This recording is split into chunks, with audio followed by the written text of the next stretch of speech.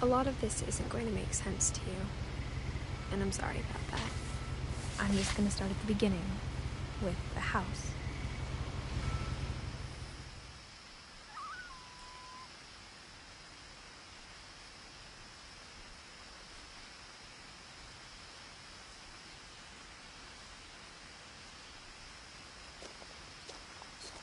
My brother Milton disappeared when I was 4. It was like the house just swallowed him up. Someone had put up a chain link fence, but it looked like I wasn't the first person to hop it.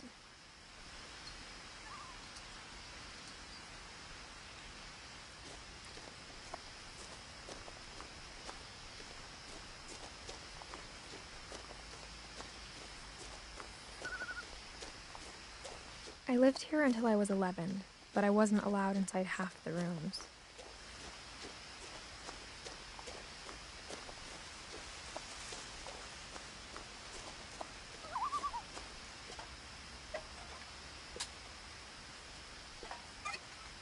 Inside the mailbox were bills from 7 years ago, marked urgent, open immediately.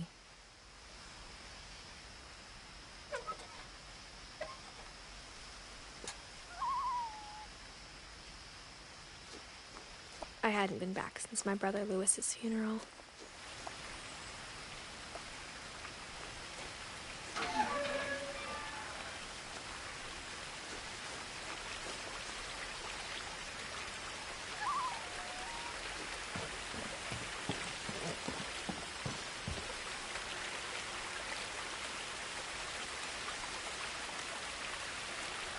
In her will, my mother left me a key, but didn't tell me what it unlocked.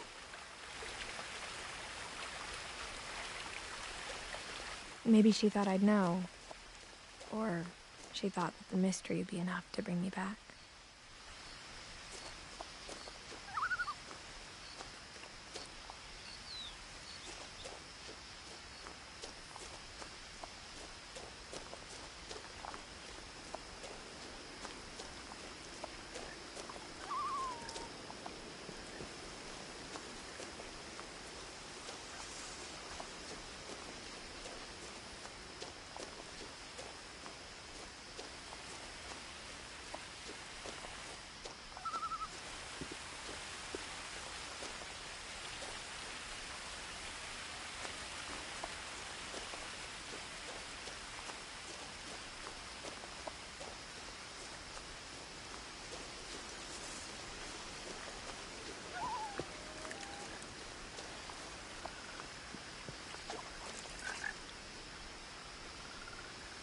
The truth is, even after I inherited the house, I never thought I'd come back to it.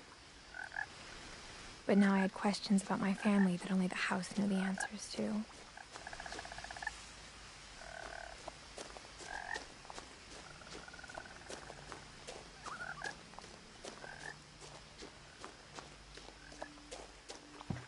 The woods around the house have always been uncomfortably silent. As if they're about to say something, but never do.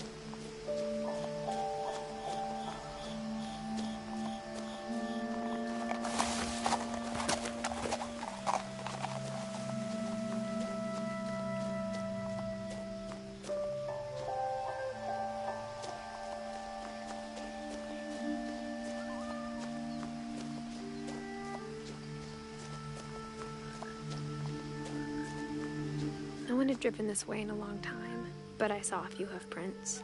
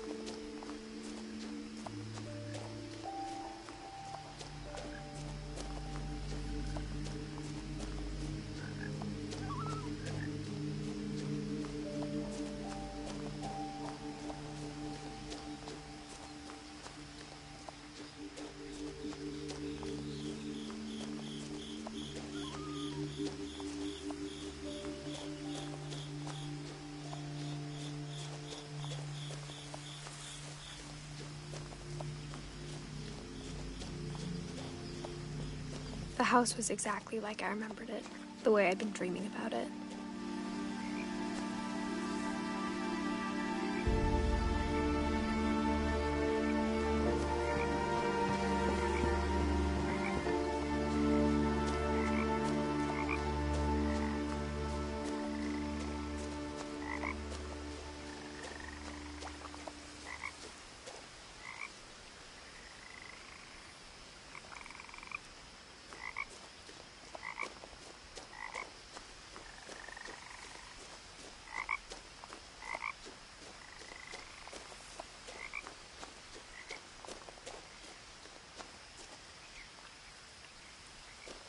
As a child, the house made me uncomfortable in a way I couldn't put into words. Now, as a 17-year-old, I knew exactly what those words were. I was afraid of the house.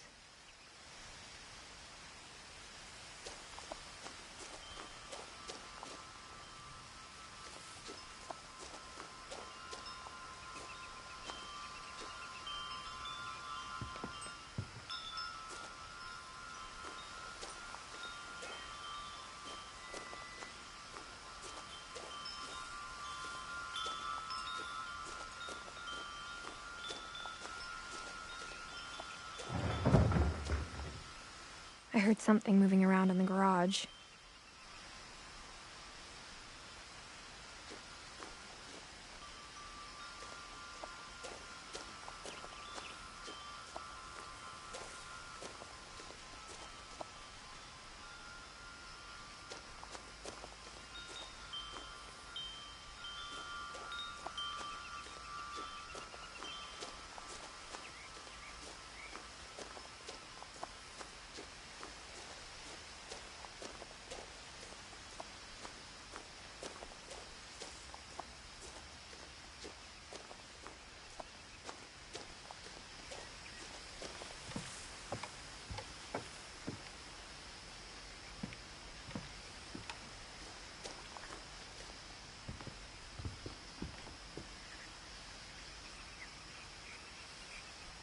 I hoped the key might unlock the front door.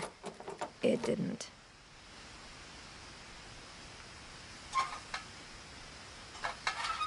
Looking in, I felt like the house itself had been waiting for me.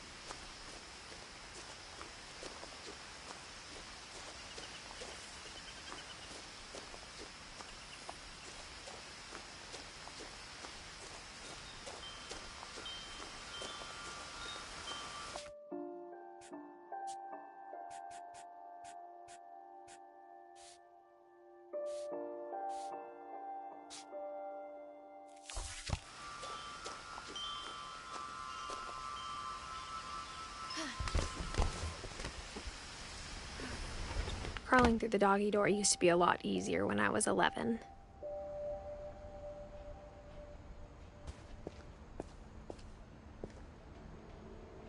The power had been turned off the night we left.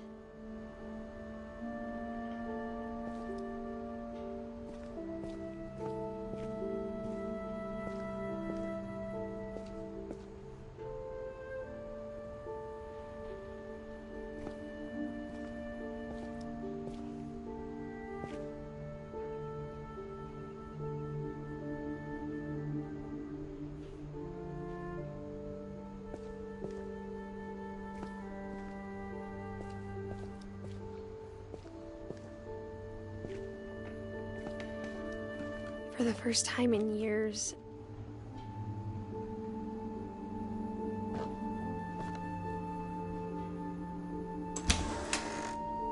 I felt like I was home.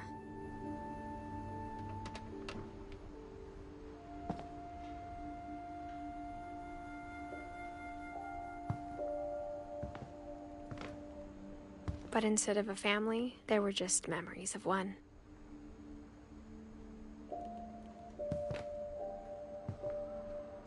Like how after Louis started working at the cannery, we all got sick of eating salmon. Except our cat, Molly.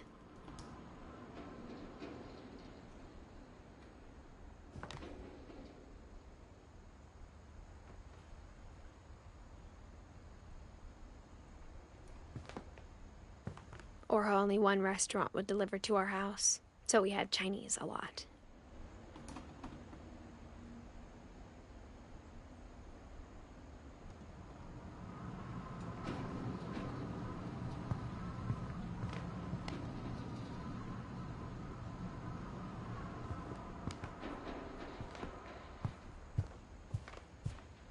The table was still a wreck from the night we left.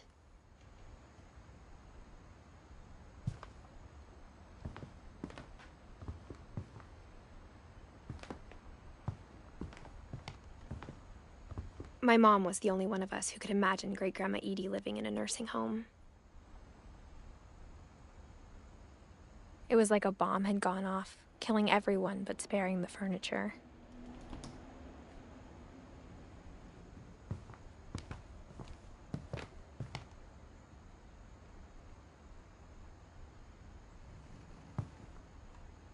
Nothing in the house looked abnormal.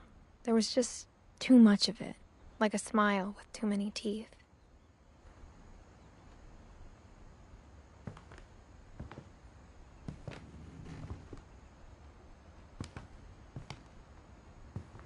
Even the fireplace had a story.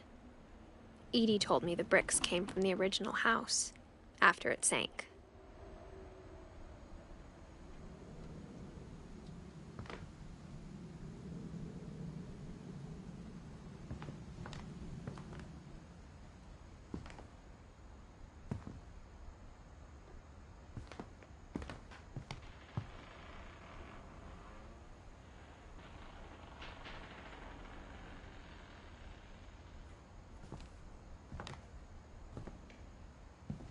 Mom always told me to stay out of the basement, so I wasn't too surprised when the key didn't fit.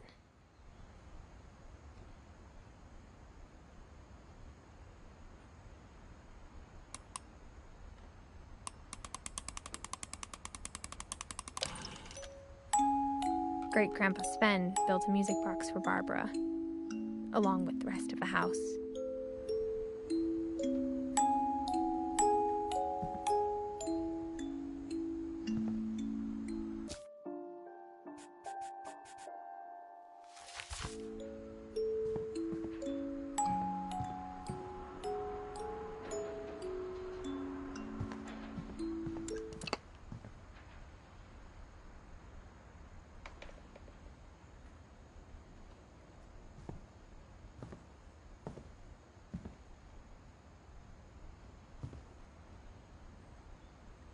A lot of things got left behind in the whirlwind of that last night.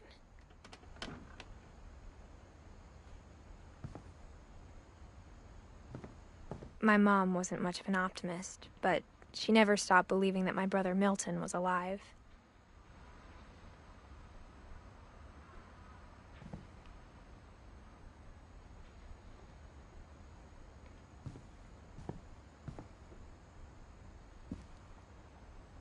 After Milton disappeared, Mom sealed up all the bedrooms. Then Edie retaliated and drilled peepholes.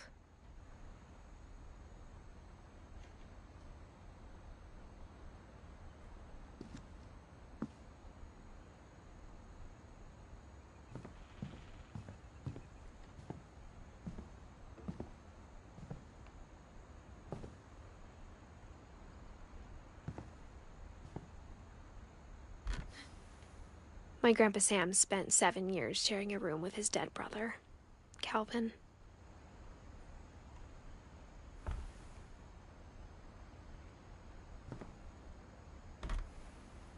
As a kid, I just assumed every house had peepholes and sealed rooms you weren't allowed inside of.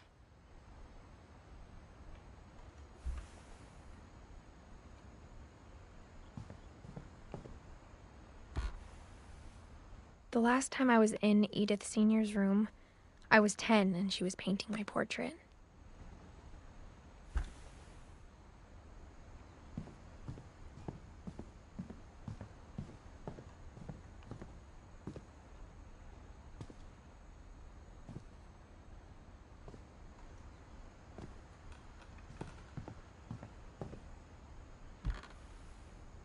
Edie told me once that every Finch who ever lived is buried somewhere in the library.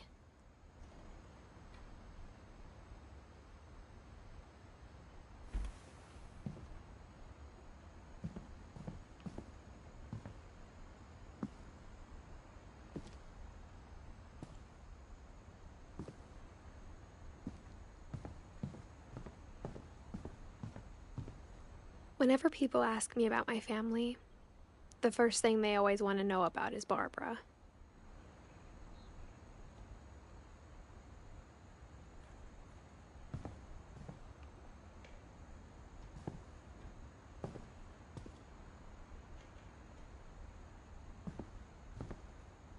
Edie's father, Odin, built the original house.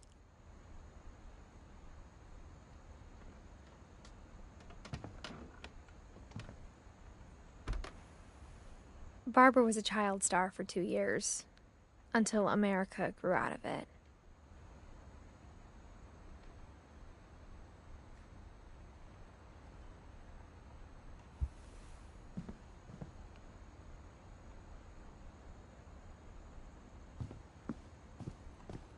Mom must have locked the third-floor stairs on the night we left.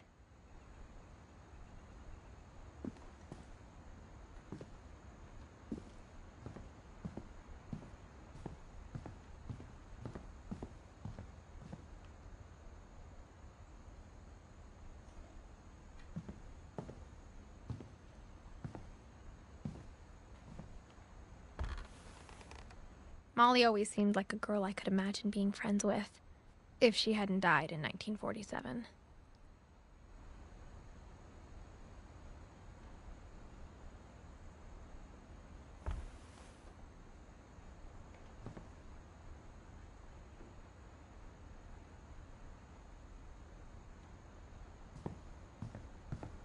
I spent a lot of time playing in Great Uncle Walter's room. I think my mom sometimes regretted not sealing it up.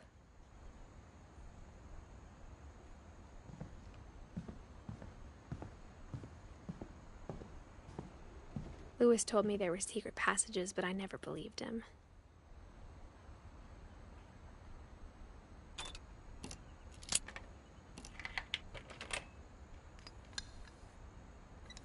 Turns out, my mom was really good at keeping secrets.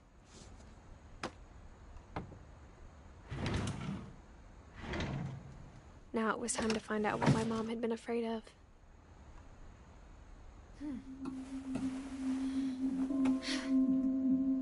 From the paintings on the wall, it was clear my brother Milton had been here before me.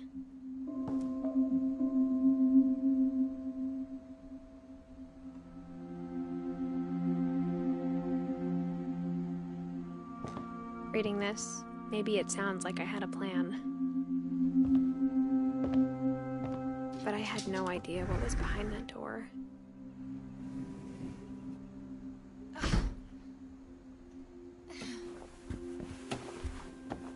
Just like I had no idea where all this was gonna lead.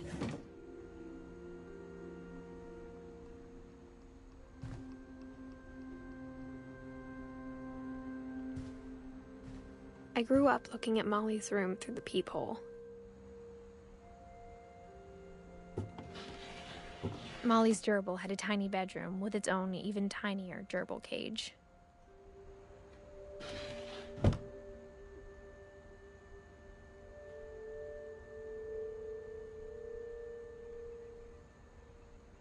Being inside for the first time, I felt like I'd stepped behind a painting.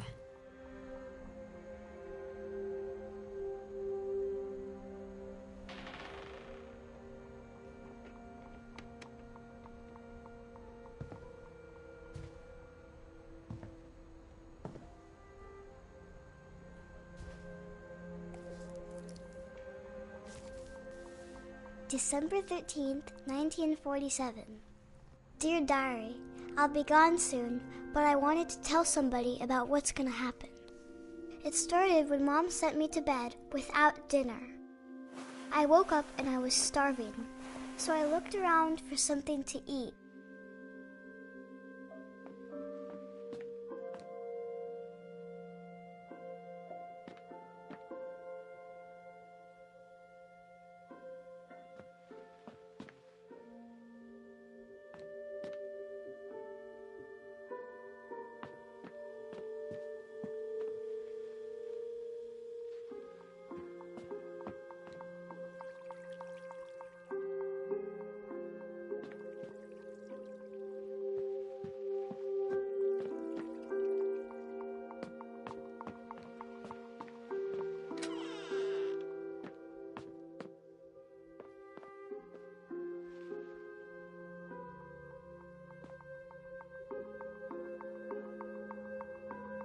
I ate a lot of things that night.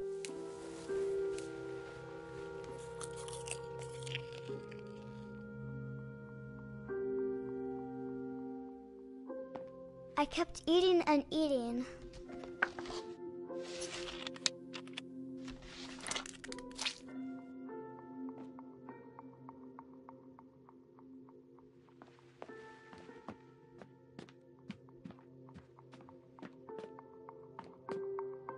My Halloween candy was all gone.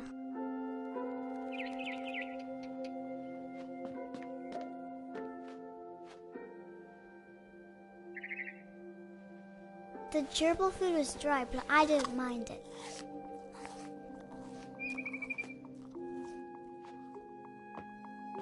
Then I heard chirping outside my window. It was a barn swallow going back to her nest. I reached out for her.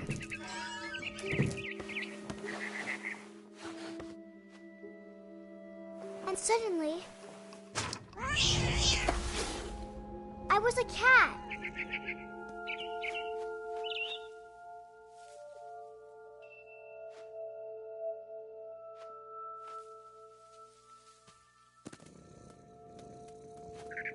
I tried to be quiet, but the bird was really scared.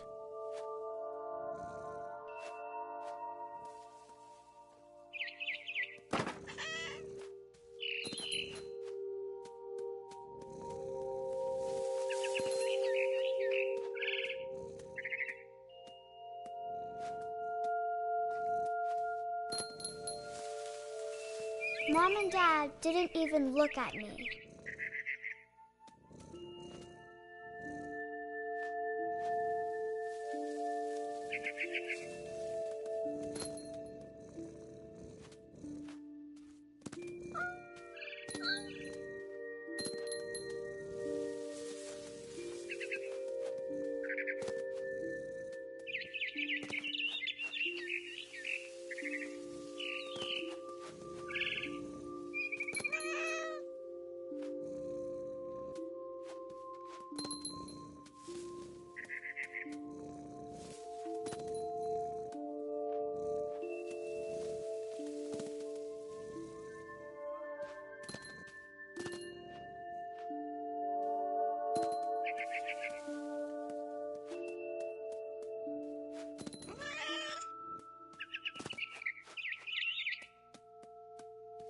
I jumped and I almost got her.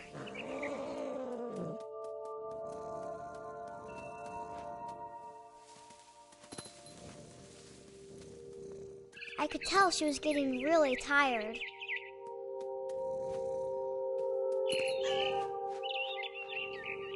Now I was up in the big tree. I promised Dad I wouldn't climb it anymore. All I cared about was eating that mama bird.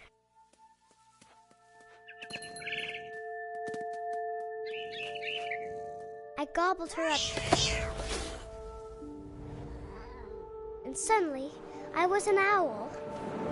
First, all I heard was the wind. Then I heard little teeth nibbling in the grass.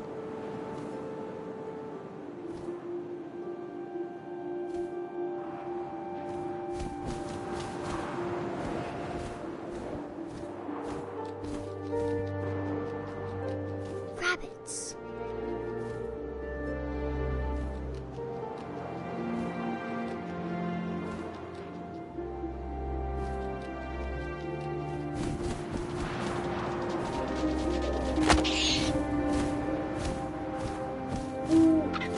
I imagined his face looking up and seeing mine through my talons.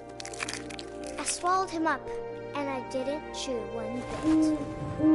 Then I flew off to find something bigger.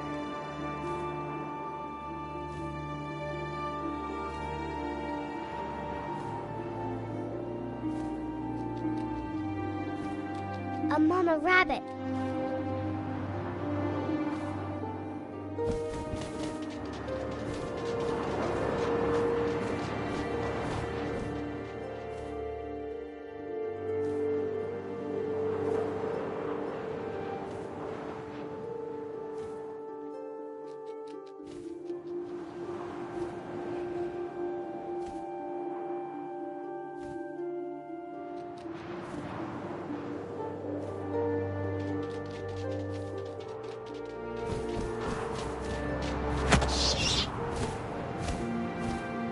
She was almost too big to carry.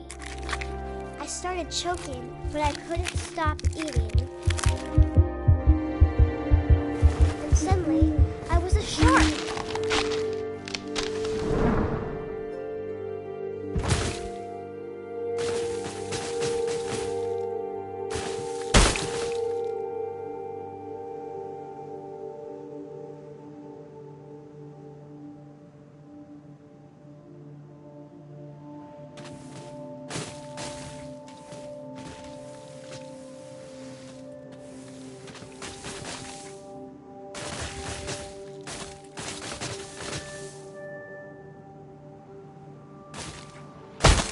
I rolled off a cliff and into the ocean. Now, I was hungrier than ever.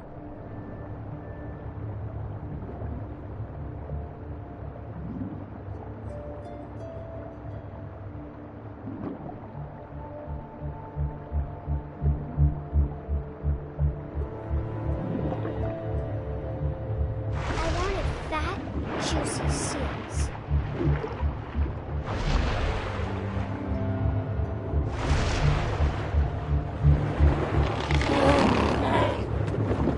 Off her flipper, and it tasted really good.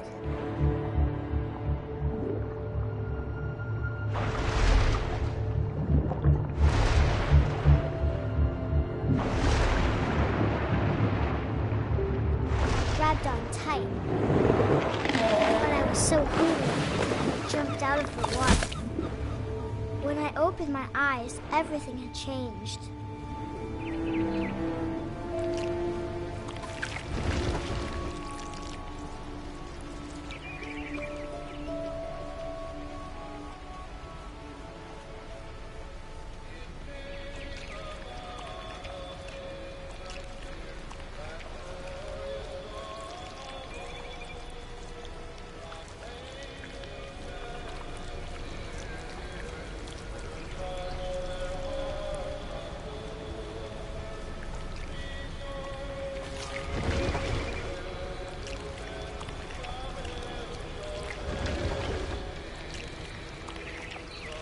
Now I was a monster, and I smelled people everywhere.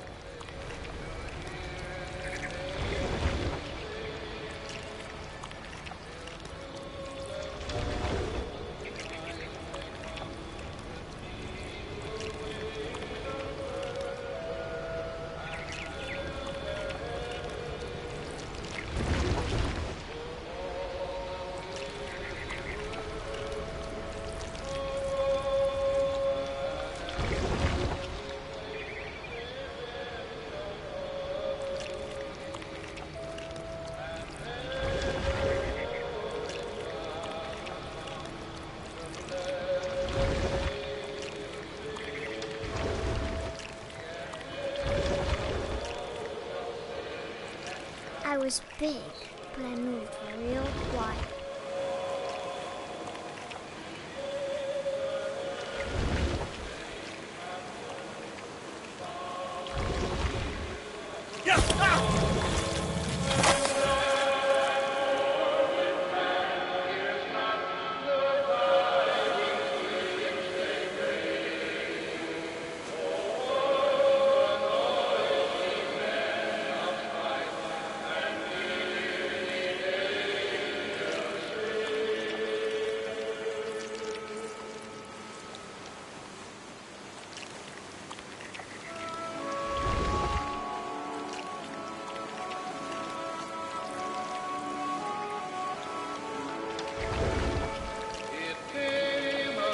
I wanted to stop, but also I didn't.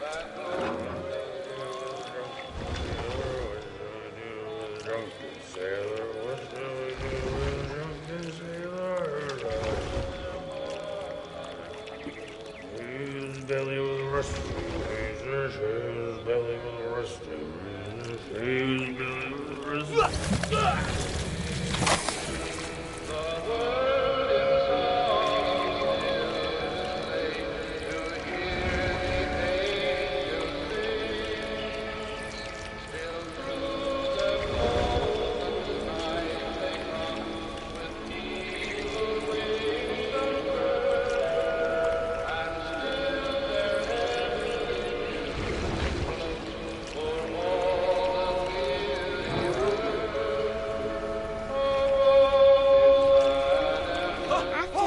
Passenger, I was still hungry. And to cross the water, I smelled something new. Something I had to have, so I swam towards it.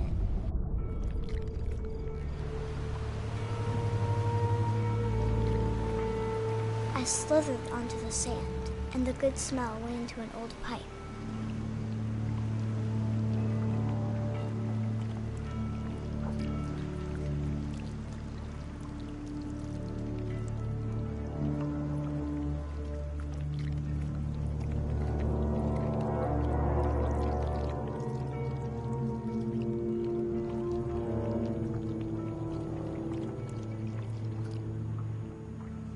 I got closer and closer.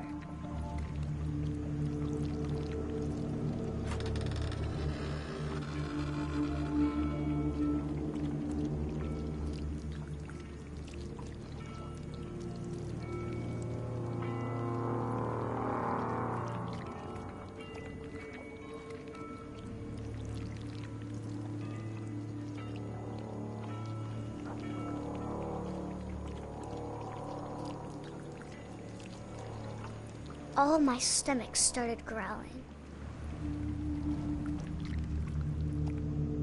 And suddenly, I was me again. I held my breath for a long time, but I couldn't hear anything. I think it's waiting for me to fall asleep. But it's not going to wait much longer. It needs to feed, and we both know I will be delicious.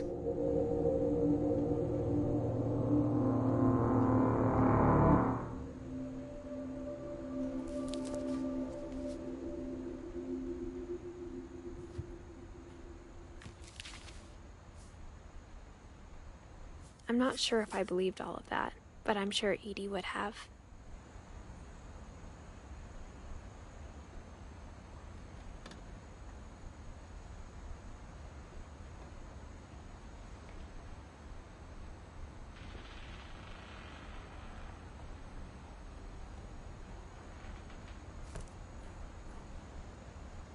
I got the sense Edie had spent a lot of time here before my mom sealed the doors.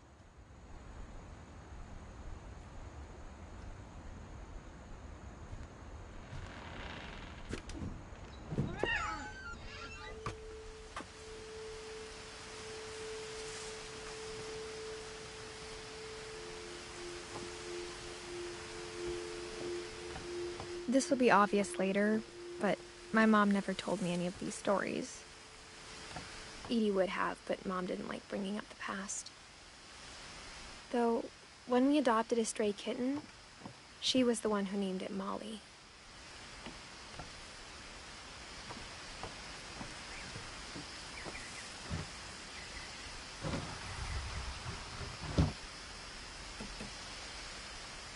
I spent a lot of time in Great-Grandma Edie's room.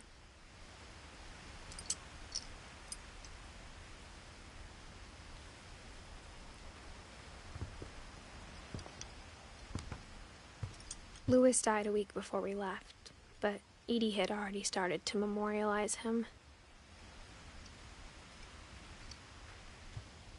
Her room was like a museum. For 500 years, the Finches have been famous throughout Norway for their fortune and misfortune.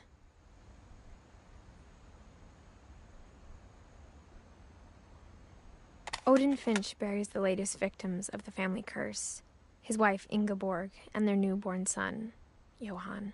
On January 7th, 1937, he set sail with his family and his house, hoping to leave the curse behind. But 40-foot waves off the coast of Washington send the house and Odin to the bottom of the sea. Odin's daughter Edie, with husband Sven and baby Molly, step ashore on their new home, Orcas Island. Odin Finch is the first to be buried in the new family cemetery.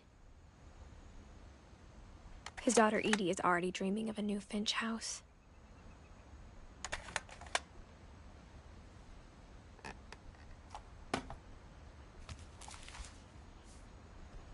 Whatever's wrong with this family, it goes back a long ways.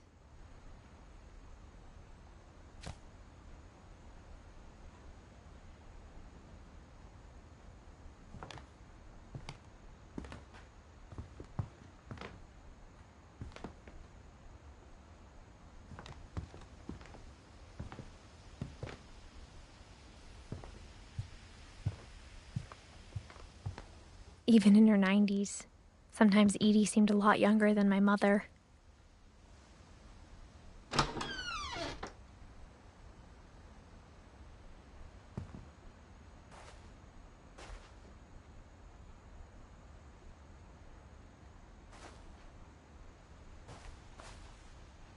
The only trace Grandpa Sam's first wife Kay left on the house was the pink bathroom. It was a pretty big trace.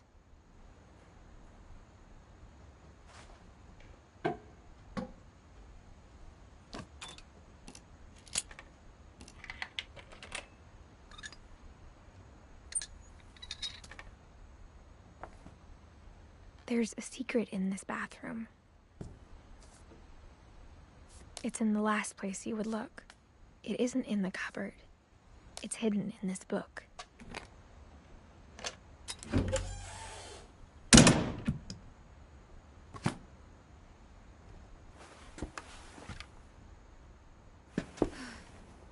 Sven gave Sam an old camera he'd refurbished. He never put it down.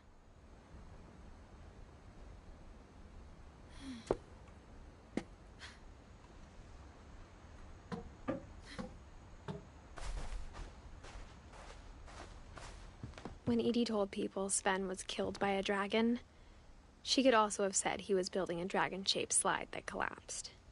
She could have, but she didn't.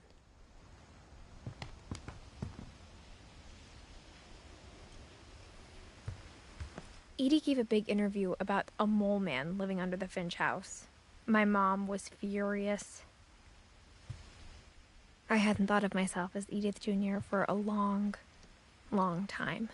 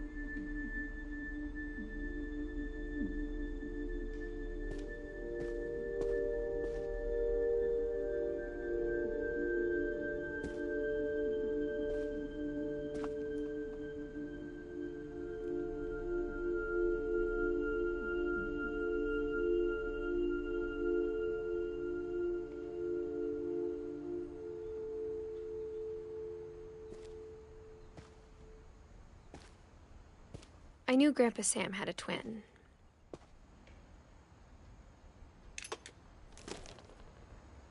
And that he never talked about him.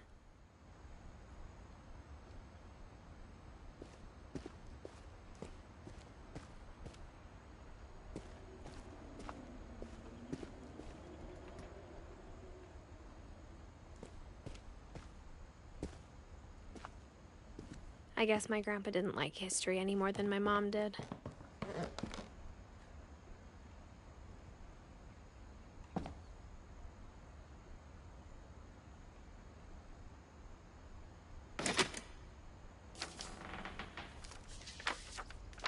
How I Want to Remember My Brother by Sam Finch. The thing I remember is that when he made up his mind, that was it.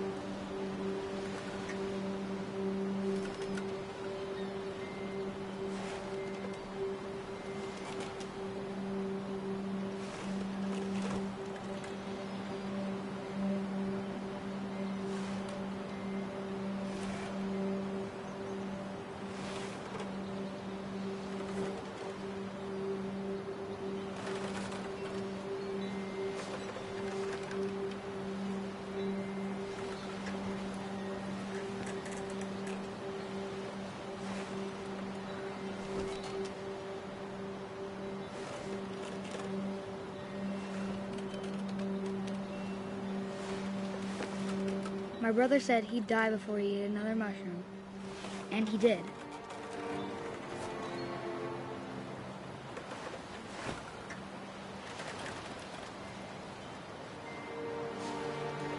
At Barbara's funeral, we swore we'd never be afraid again. And he wasn't. I think Calvin always wanted to fly.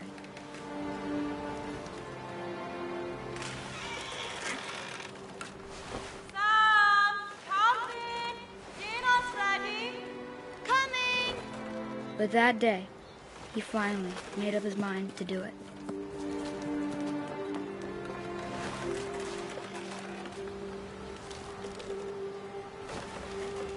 I told him going around was impossible.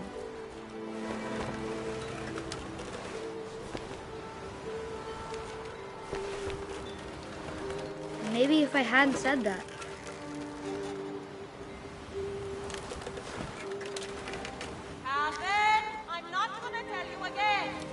maybe if the wind hadn't picked up,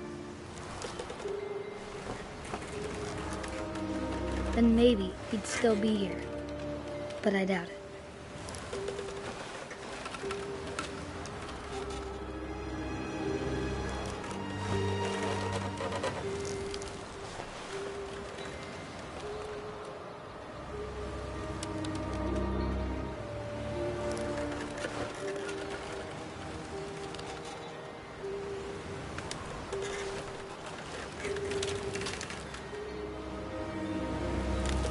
I think he'd already made up his mind.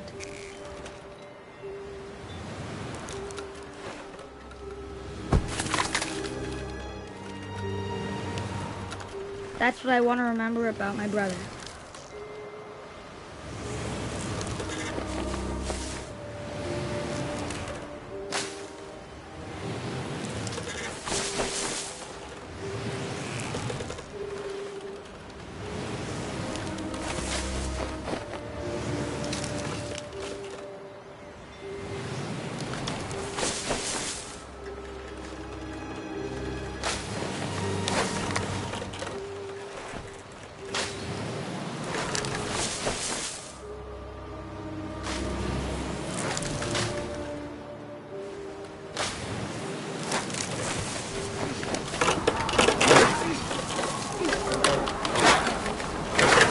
The day he made up his mind to fly, and he did.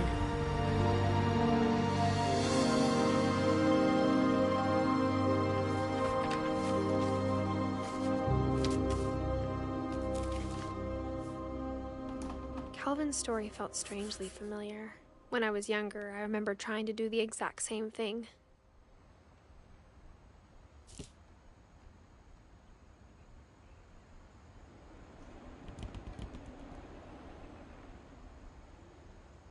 After the funeral, Edie roped off Calvin's half of the room.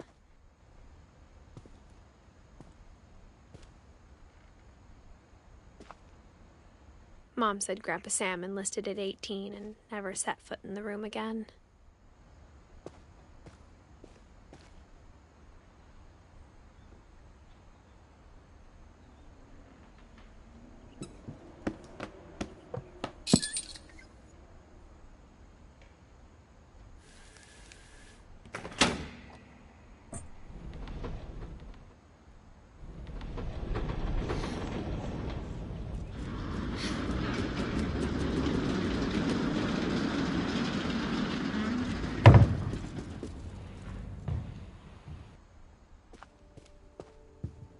The passages were a pretty tight fit. They'd obviously been built for smaller hands and bellies.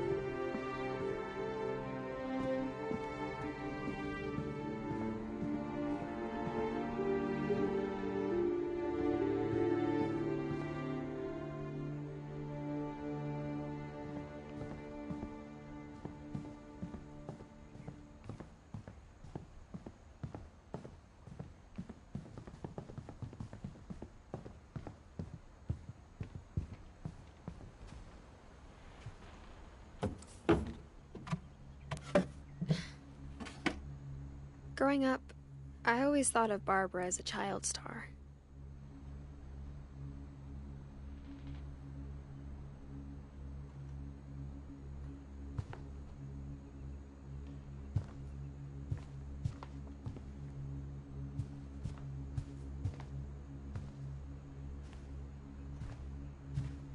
I never thought about how hard it must have been for her afterwards.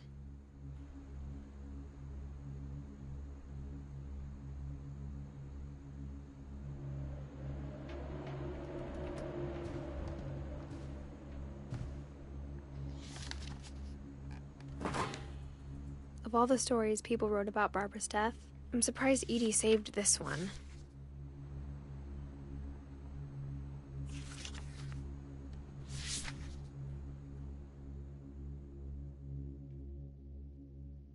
Old Jack here with another ghastly tale inspired by America's most unfortunate family.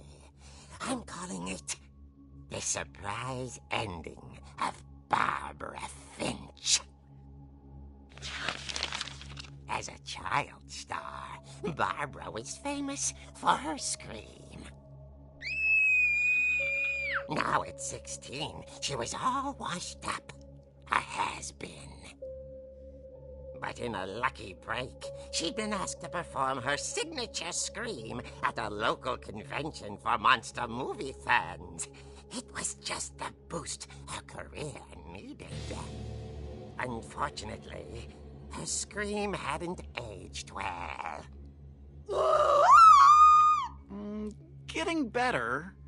I think you just need the right motivation.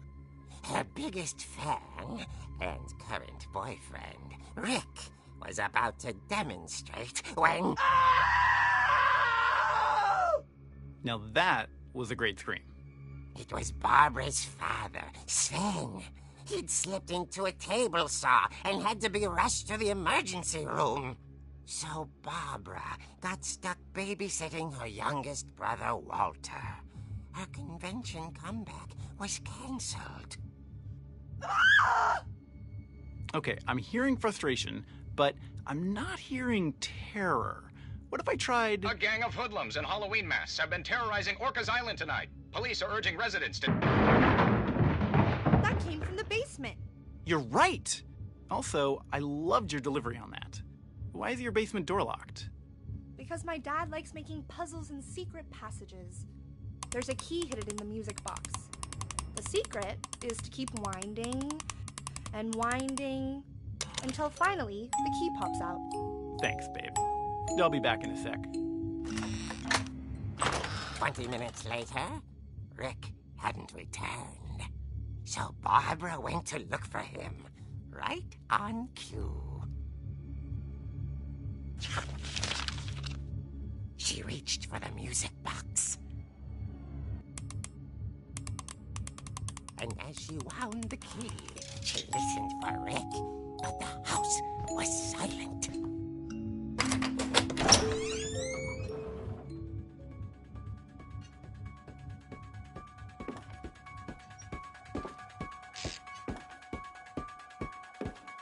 She found Rick's crutch and imagined the worst.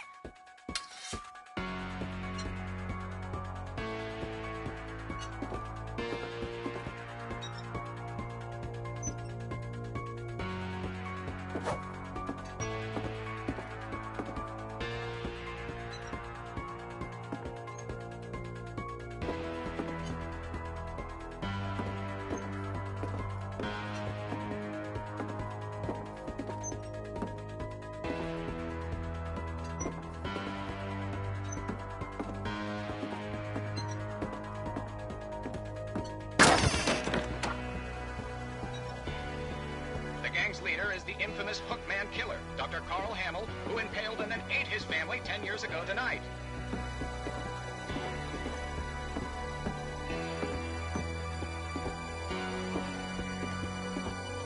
The old fridge rattled and grew still.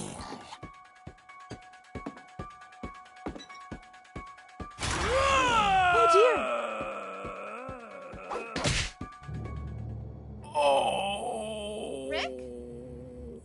Barb, relax. I was just trying to scare you to help you find your scream. Well, I'm not scared, Rick. I'm furious. Then act furious. All I'm getting from you now is that you're hurt and confused and She threw him out, but she kept a little something to remember him by. Barb, have you seen my other crutch? And she was still holding it when she fell asleep watching the late picture show. Hours later... Barbara! Walter, what's going on up there? Ah! Okay, I'm coming up, but if this is a trick, you're dead, Walter.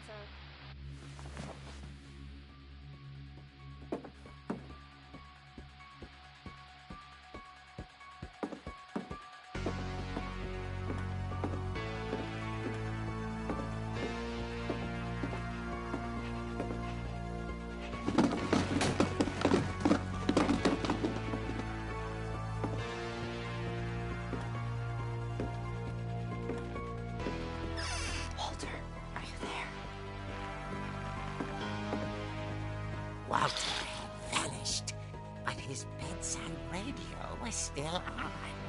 Orcas Island police describe the man as 6 feet tall, with a steel hook for a hand. Residents are urged to lock all doors and windows and notify the police of any suspicious activity.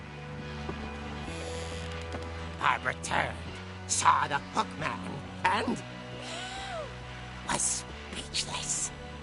He was quite smashing.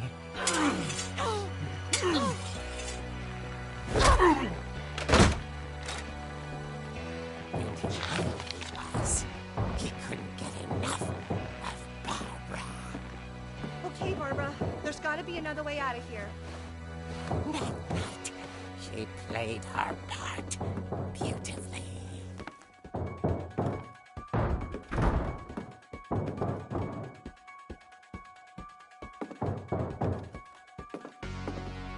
Molly's door hadn't been opened in years. The hinges groaned.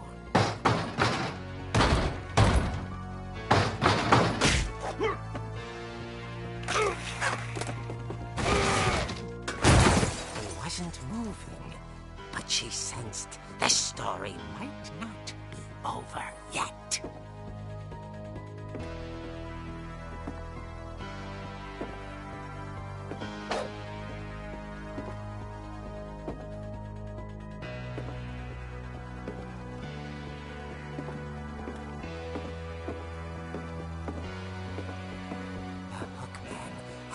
vanished. She listened for his breathing, but all she heard was...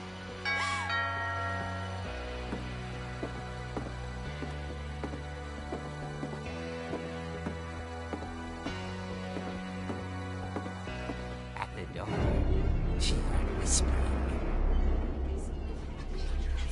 It was coming from inside the house.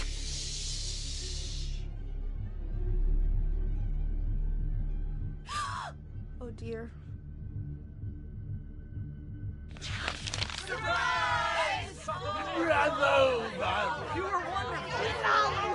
The monsters had come to surprise her. For Barbara, it was a dream come true.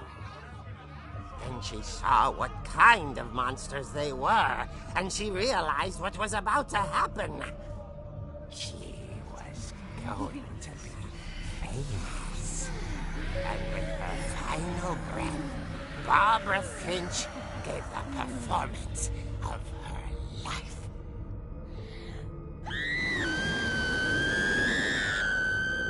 I wasn't there myself, but I hear Barbara was magnificent. Poor girl. She had a taste for stardom. But unfortunately, so did her fans. Of course, the police blamed it all on poor Rick, who disappeared the same night. And little Walter? Hiding under his bed the whole time. He took it all pretty hard, but that's another story. As for Barbara, tucked inside the music box is all they ever found of her. Her ear. Now that's what I call a real eerie tale.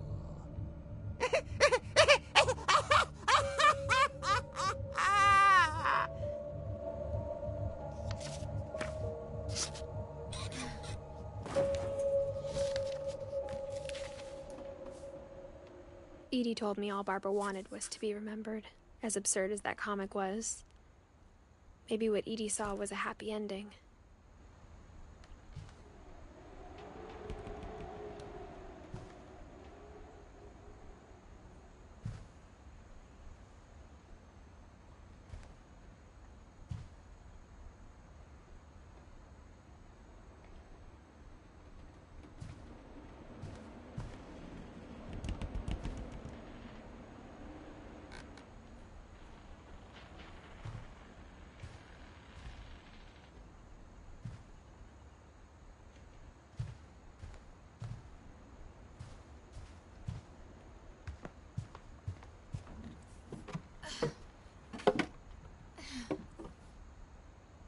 I guess now I know why Mom didn't like me playing with the music box.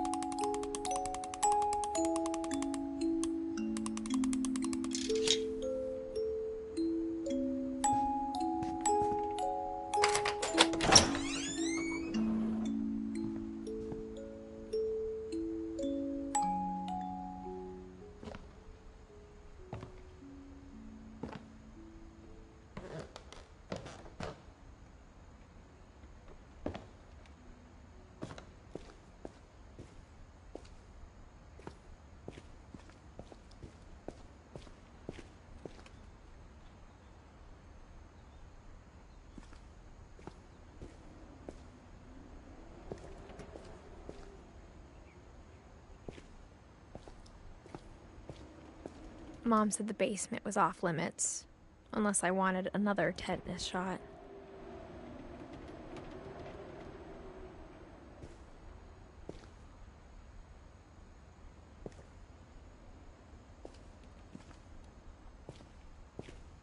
I saw Edie sneak down to the basement once, carrying packages.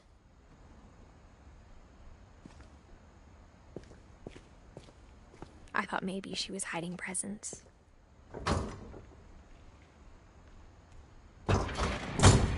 It turned out she was hiding a lot more than that.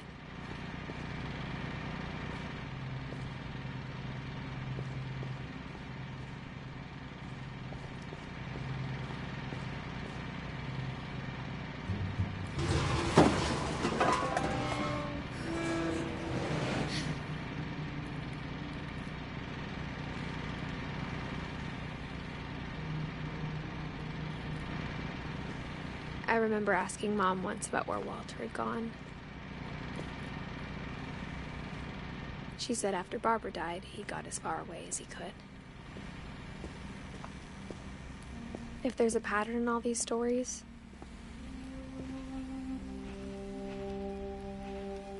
I think it's that none of us has gotten very far.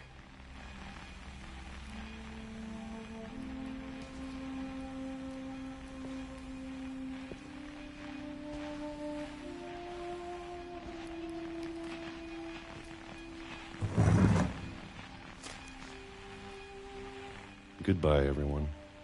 I can't believe I've been down here for 30 years. On that first day, after the shaking started, I didn't think I'd survive a week.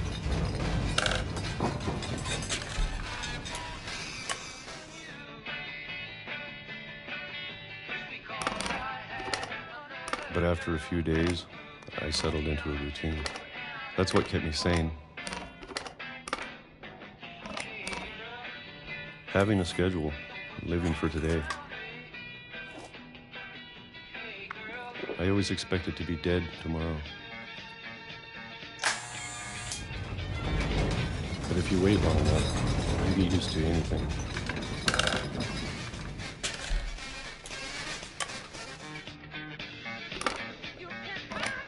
Even a monster on the other side of a door starts to feel normal.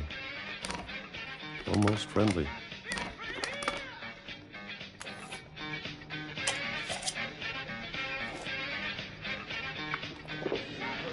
And then one day, everything just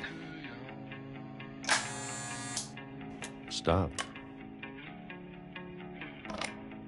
Whatever that thing was, it was gone. Maybe it got tired of waiting. Or maybe I just got tired of being afraid.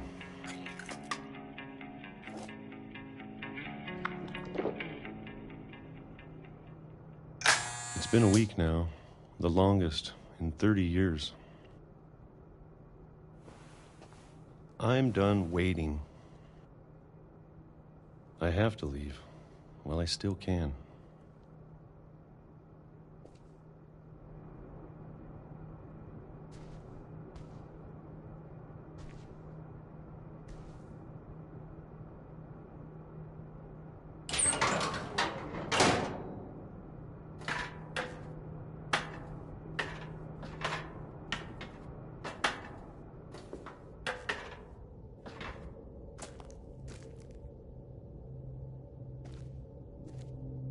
I know it's out there, somewhere. Whatever killed Barbara. And Molly.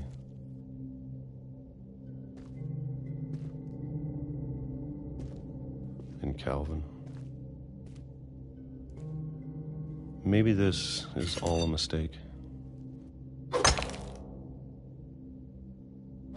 But I need to stop living the same day, even if it kills me.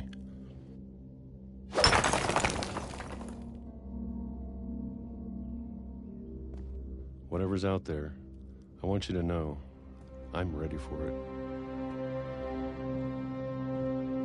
I'm going to appreciate all of it, especially the food. I don't mind if I only have a year left.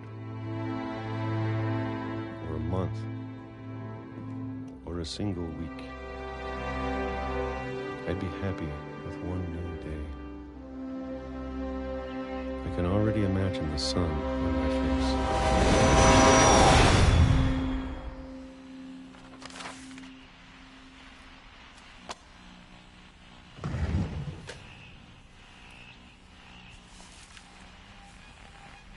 Walter died when I was 6. I can't believe my mom never told me he was down here. I'm sure my mom was trying to protect me.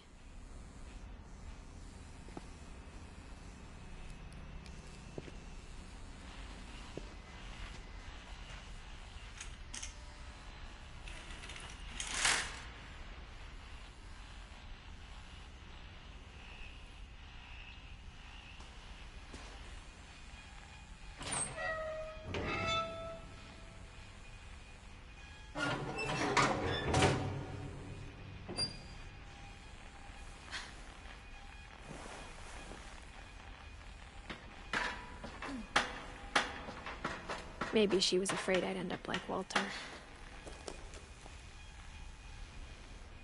But if she never told me about an uncle under the house, I can only imagine what else she was hiding.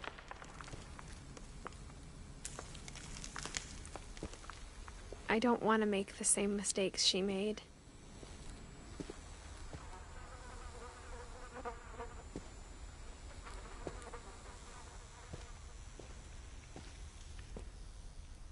Trying to bury something that's still alive. Now that there's only one of us left, or maybe 2, I thought it was time I heard the stories for myself and found out what happened to everyone else. But now I'm worried the stories themselves might be the problem. Maybe we believed so much in a family curse, we made it real.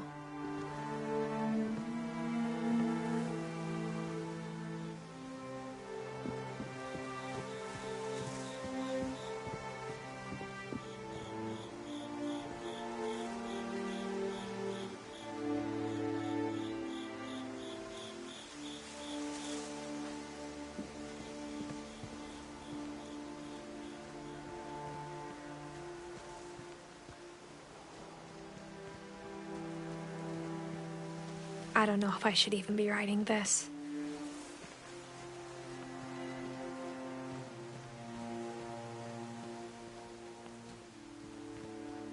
Maybe it'd be better if all this just died with me.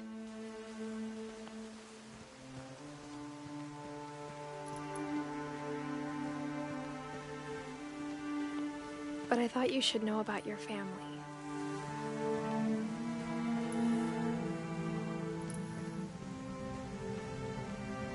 And the history you're a part of.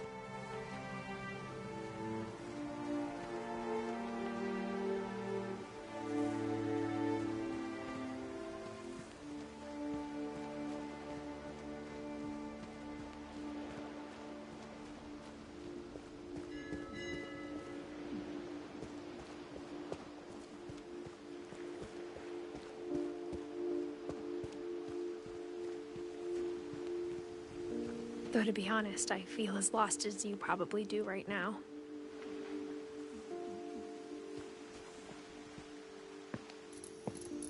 I think the people in these stories believed them, for what that's worth.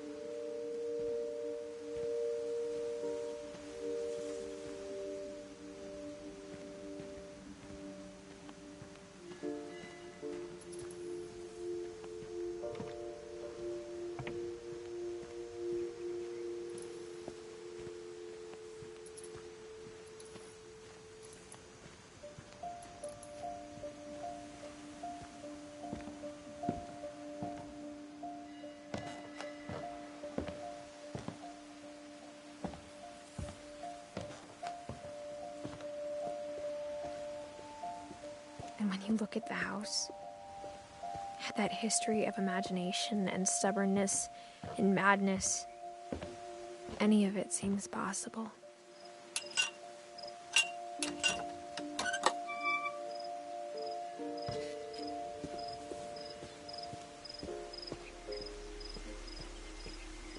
I think we've been surrounded by death for so long, we've just gotten used to it.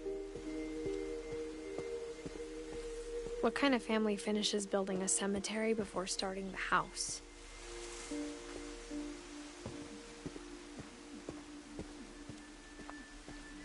It's embarrassing for me to admit this, but the pet cemetery made me more uncomfortable than the human one. 3 of the gerbils were mine, and 2 had been my fault.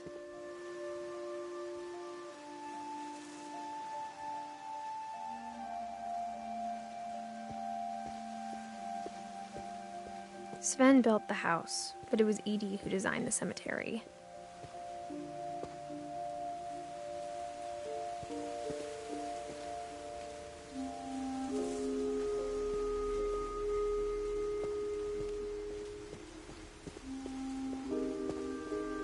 I'm sure Odin's monument had been Edie's idea. My mom was always trying to move on, but for Edie, the past never went away.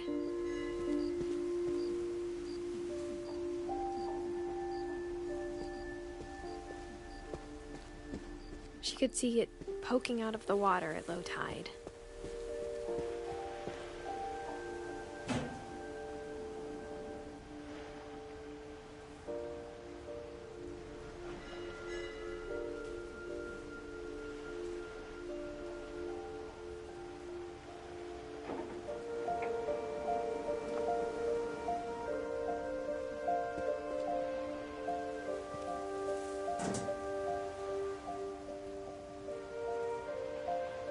Edie said she dreamed about the old house every night.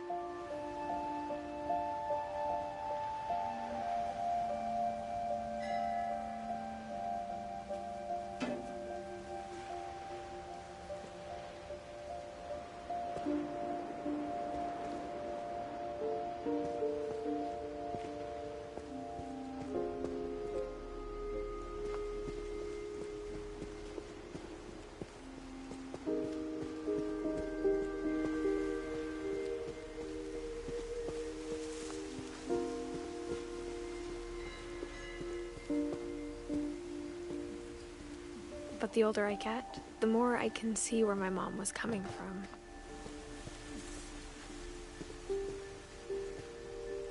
She lost 2 of her brothers, just like I did. I get why she tried so hard to protect us.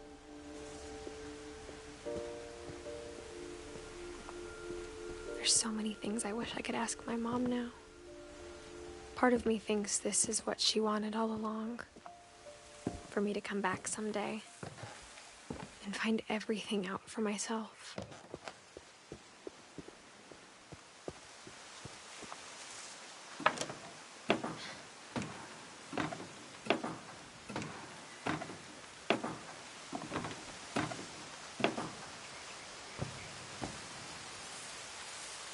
But looking back on it now, if she told me there was going to be so much climbing, I never would have come when I was 22 weeks pregnant.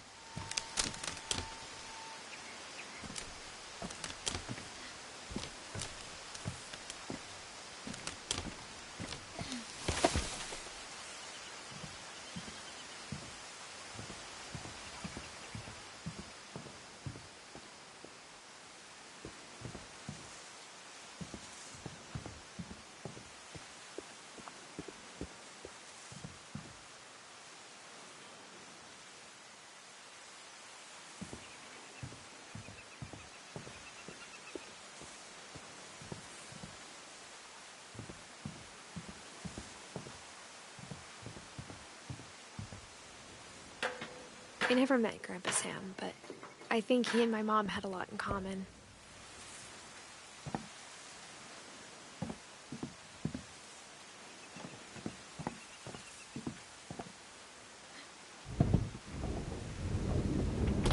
They were both pretty intense.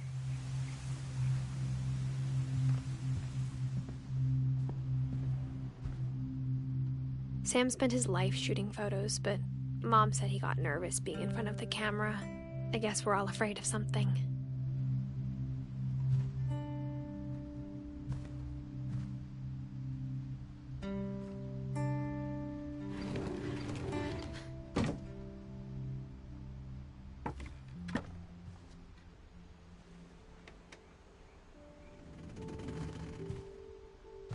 Instead of hiding from death, Sam seemed to go out of his way to meet it.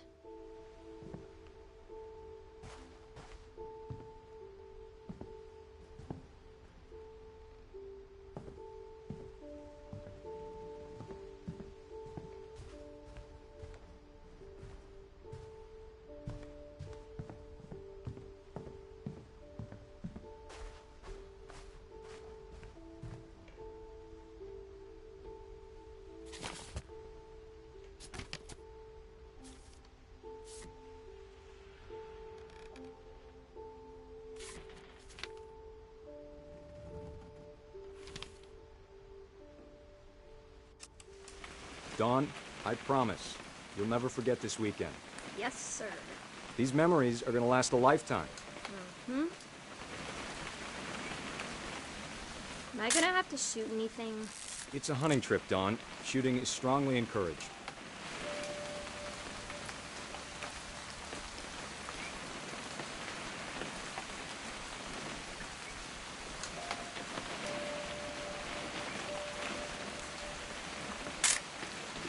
Shouldn't we be leaving? Just want to get a shot of you, Dawn, then we can take off. I'm over here, Dad.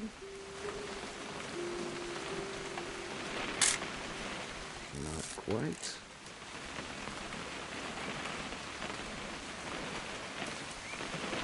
What? Perfect. It's gonna rain the whole weekend, isn't it?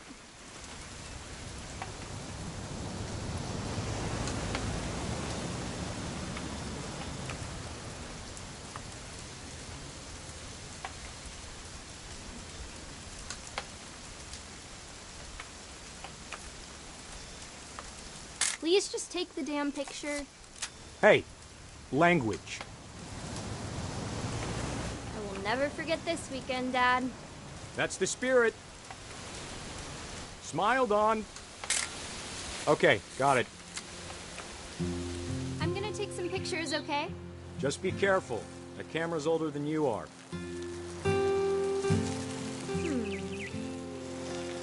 Definitely should not have drunk all that coffee. Hey! That's a keeper. I'm just saying, I'm not always gonna be here, Dawn. You'll need to remember this stuff, if you want to survive. I'll be fine, Dad. You know who else thought he was gonna be fine? Some guy who died.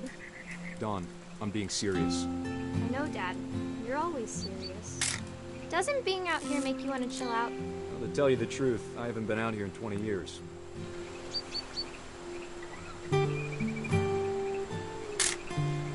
Dawn, don't you think you could find something more interesting to photograph?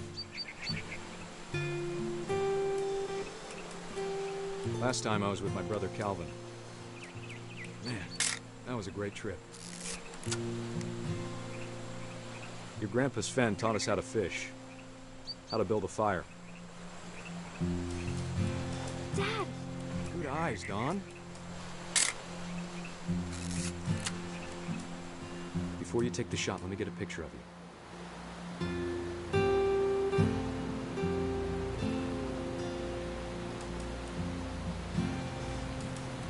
Dad, I... Just breathe. Let me get behind you.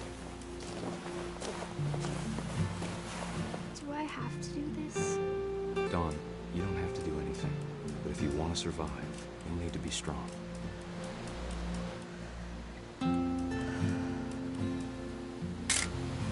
Now keep yourself squared up, elbows down, like we practiced. Whenever you're ready.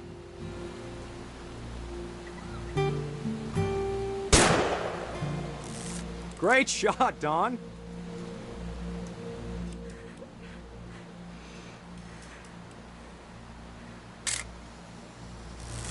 I'm proud of you, Dawn.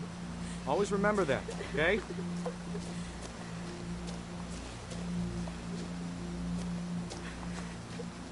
Dad, it's twitching.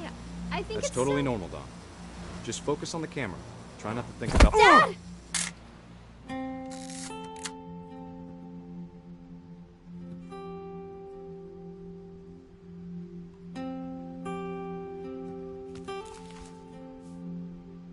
Of all these stories, that's the one I wish most that my mom had told me.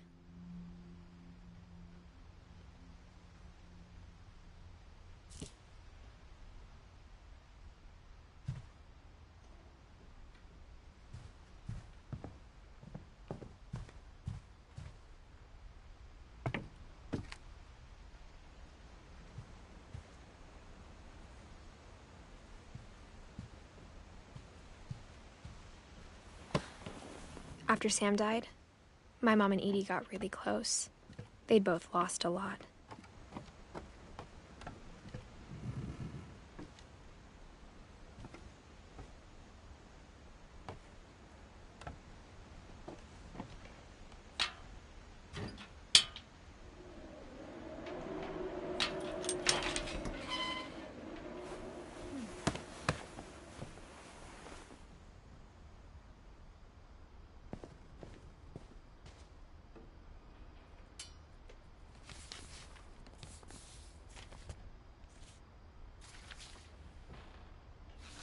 Dear Kay, do you remember the way Gregory used to laugh when he thought he was alone? Like something funny was happening, but only he could see it. I think he saw things the rest of us don't.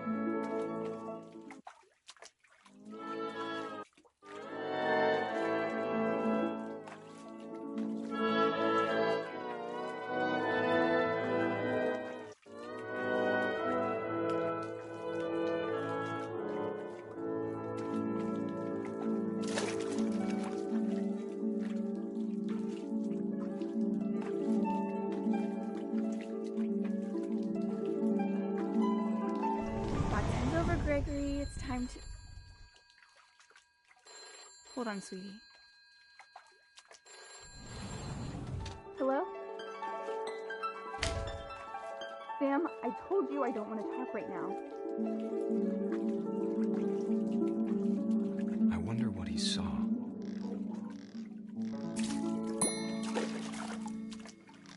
What his world was like.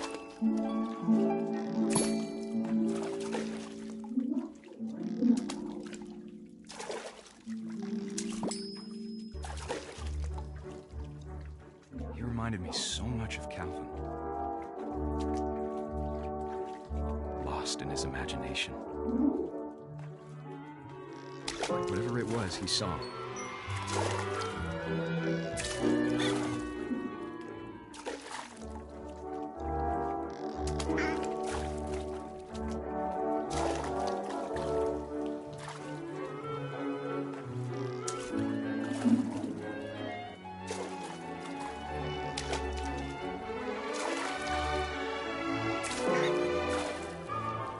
Sure made him happy.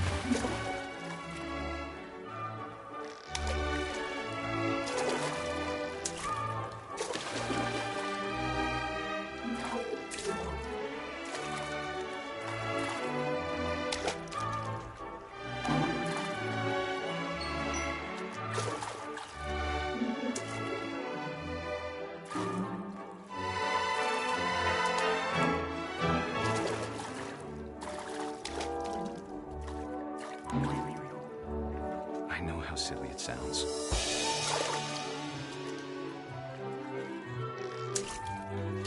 But I worried about a baby being too happy. But I could feel him slipping away.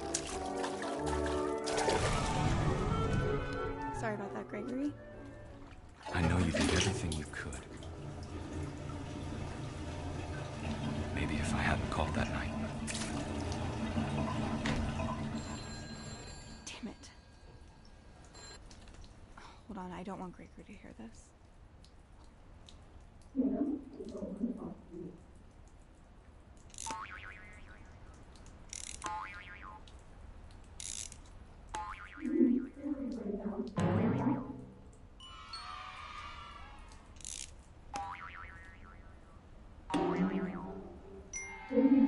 wish he could have told us about the world he saw.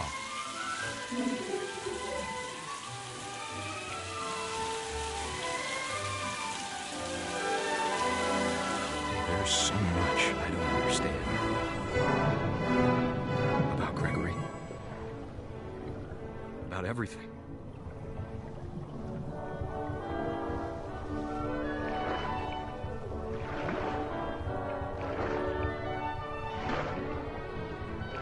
But I know what happened wasn't your fault.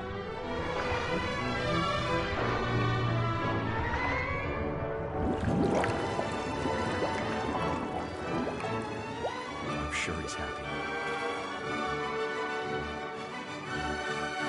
He'd want you to be happy too. Good luck, Kay. Love, Sam.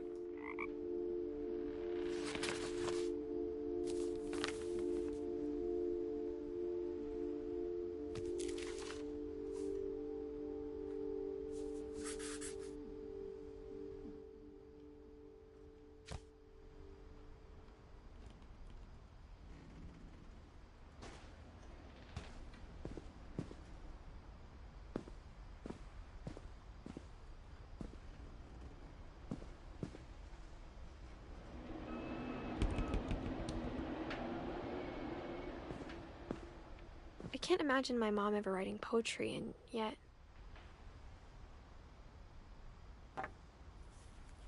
A poem for Gus, who always said the wedding was a bad idea. Our father never hit us kids, at least not very hard, before the day my brother said with teenage disregard that he'd be dead before he'd see a wedding in our yard.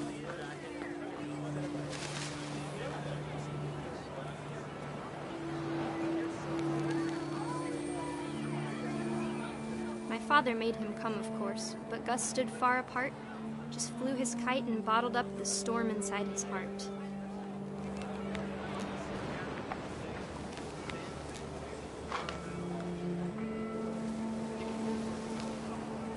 I tried to talk him out of it, but though he'd never met her, "We don't need a stepmom," were the words that I now remember. pronounce you husband and wife. You may kiss the bride.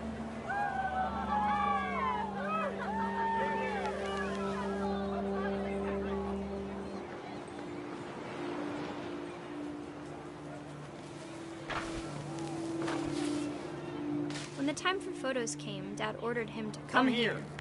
But Gus declined, and as a sign held up his middle finger.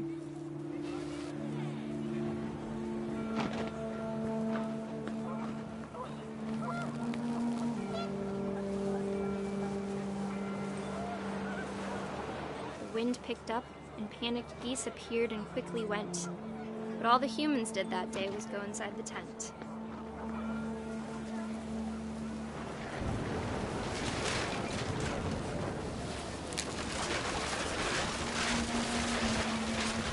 The rain came down in buckets then, but no one seemed afraid that nature might destroy the tent our dad had crudely made.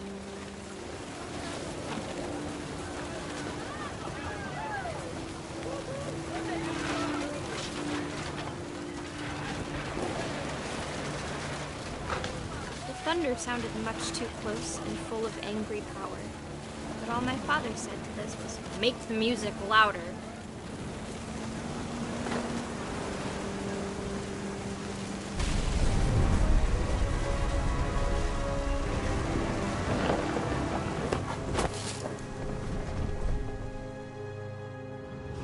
I wish that I could truly say I thought about you on that day.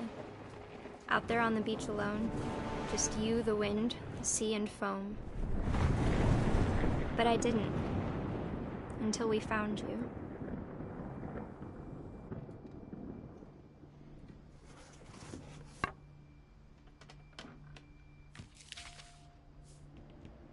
She never talked about him, but Mom told me once if I was a boy, they were going to name me Gus.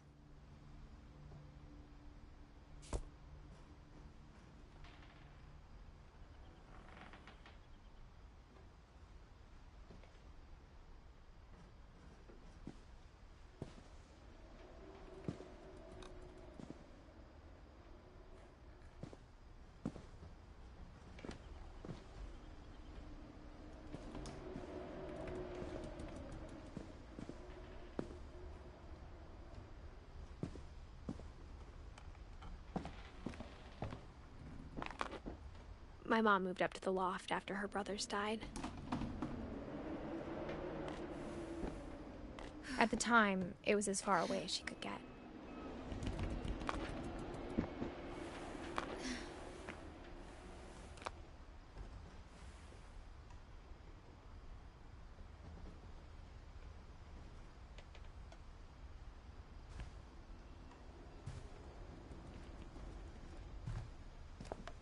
She spent a summer building houses in Calcutta, where she met my dad, Sanjay.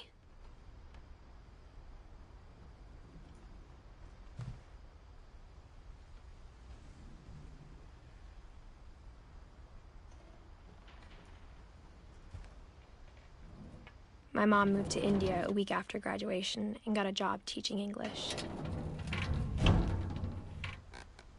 Louis was born a year later.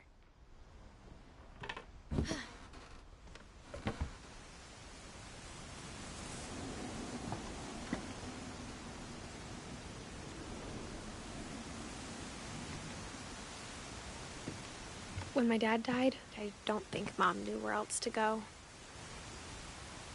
I'm sure Edie was happy to have her back.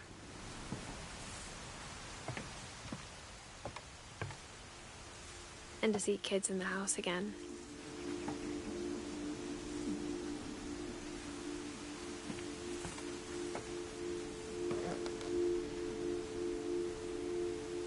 The house had to get a little bigger, but Edie was used to that.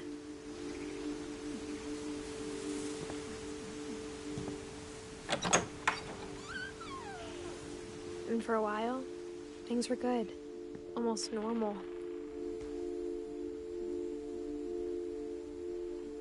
But it didn't last. The beginning of the end was Milton's 10th birthday, when Edie gave him a castle.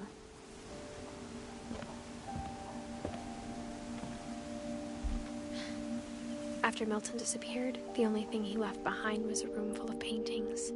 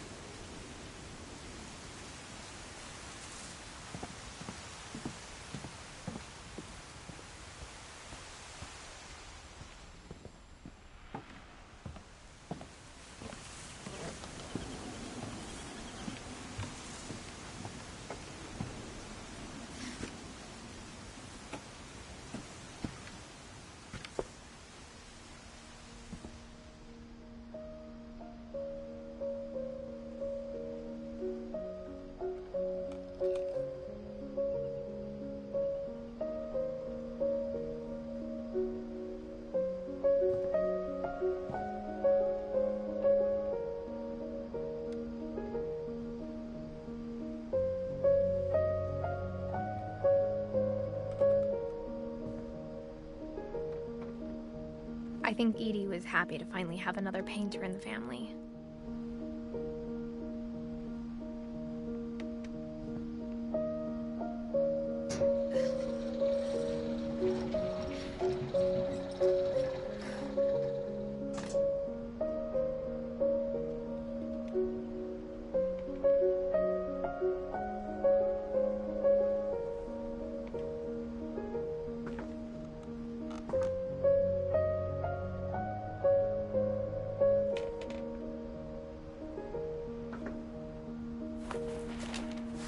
Milton Finch in The Magic Paintbrush.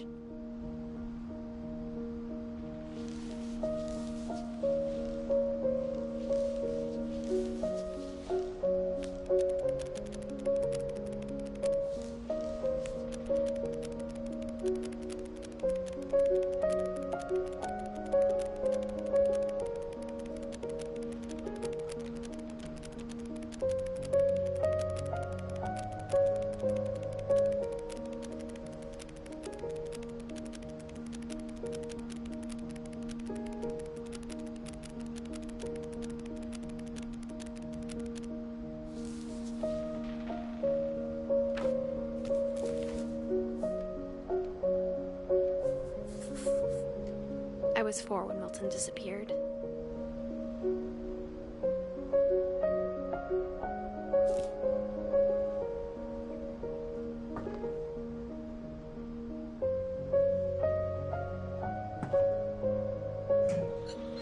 Mom spent months searching for my brother. Then she sealed the doors.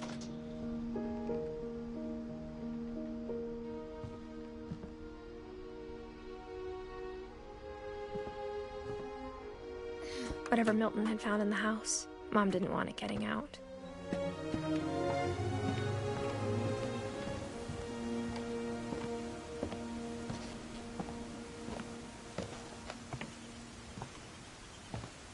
Mom definitely blamed Edie, but I think Louis blamed himself. After he graduated, he just spent more and more time in his room, until Mom got him a job at the cannery.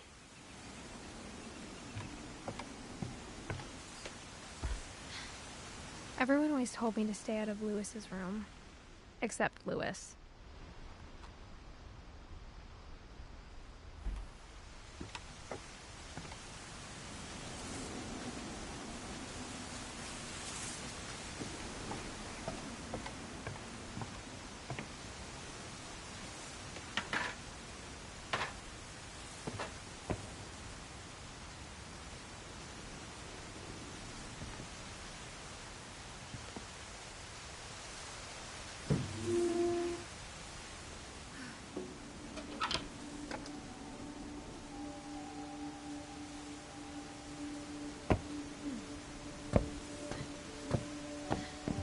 Louis's room smelled very, very familiar.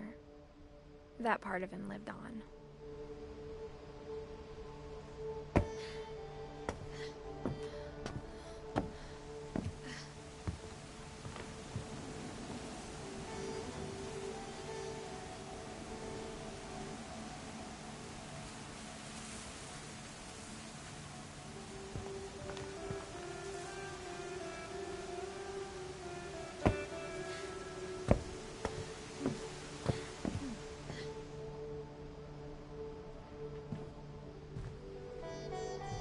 Louis and I spent a lot of time playing games together, but he was surprisingly bad at them.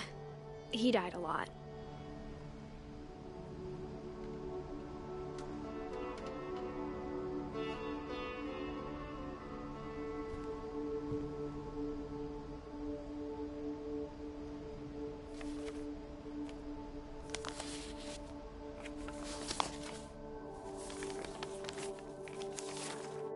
Dear Mrs. Finch, as Louis's psychiatrist, I can understand your desire for an explanation.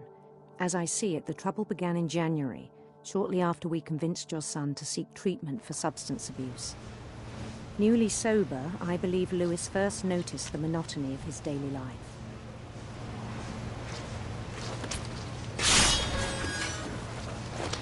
He kept working at the cannery, but he withdrew part of himself. In our sessions, I saw the same behavior. His mind began to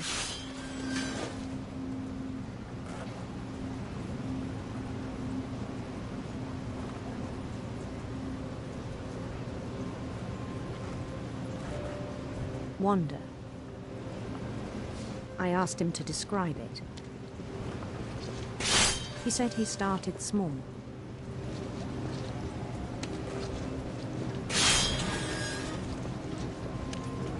Imagining a labyrinth. He'd feel his way about.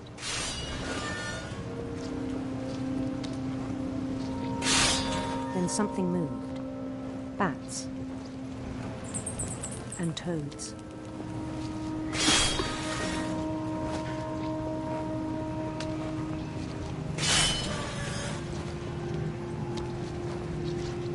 And things that have not names. He knew it was all in his head. But he took it very seriously. I had hoped he'd find himself.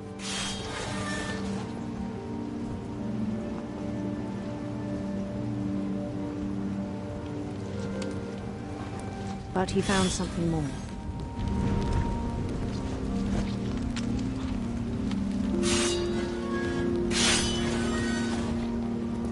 I worried about him then. Daydreaming at the cannery. I spoke with his boss. But he said Lewis had become a model employee. Methodical, tireless, focused.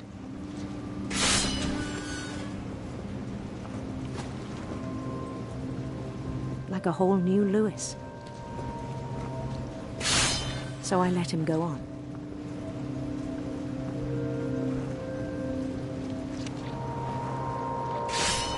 I even encouraged him.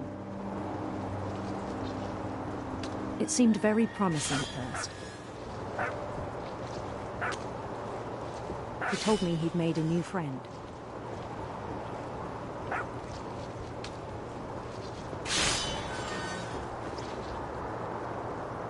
On the edge of a city he named Lewis Topia. He built the city up slowly, brick by brick. Then he made musicians.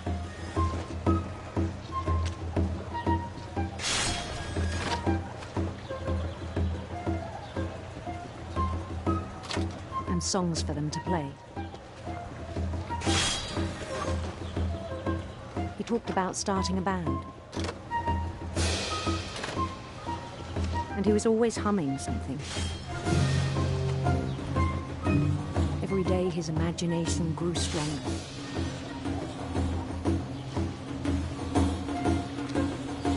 He no longer spoke at the cannery.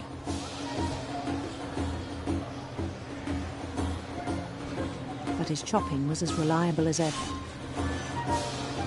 Then one day it struck him that all the cheering crowds, even the stones under his feet,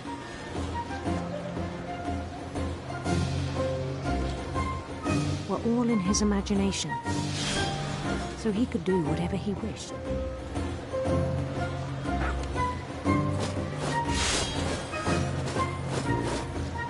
He held an election for mayor. And he won.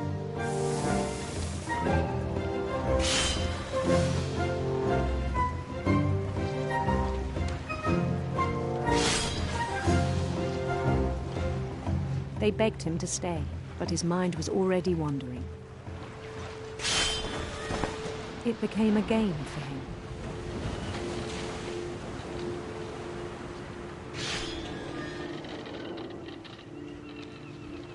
He'd conquer a city, then immediately push on. New Louisville.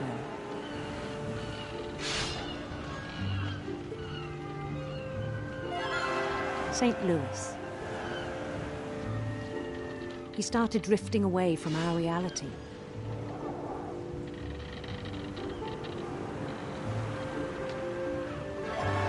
Minneapolis. Until one day he forgot to go home from the cannery. Even as his mother pleaded with him, part of Louis kept sailing on.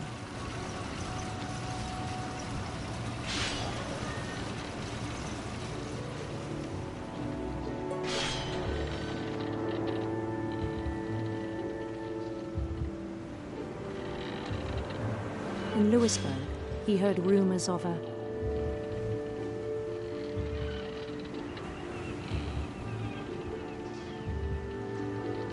beautiful prince.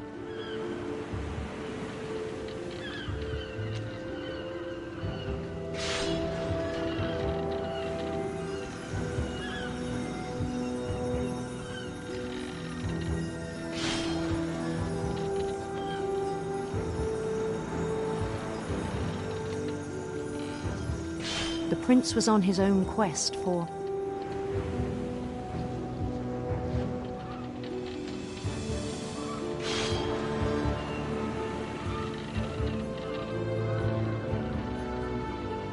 radiant rainbows.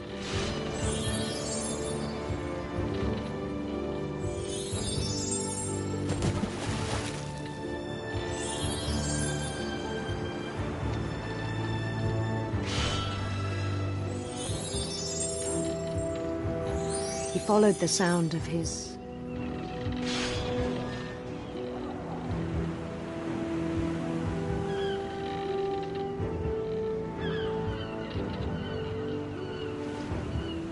electric sitar.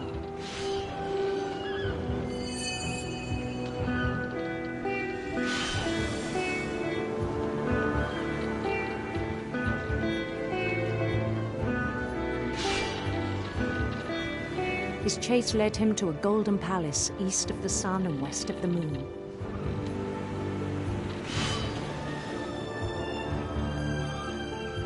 Even then, his logic remained sound.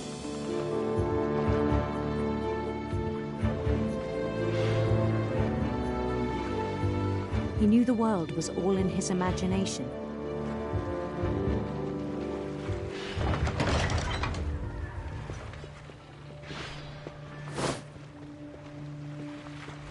But he was so proud of having created it.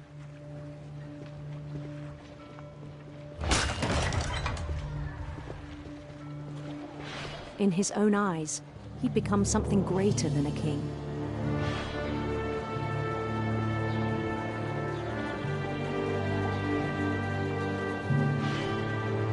For someone who'd never known success in the real world, I think it was overwhelming. And then it struck him that the real Louis was not the one chopping salmon, but the one climbing the steps of a golden palace.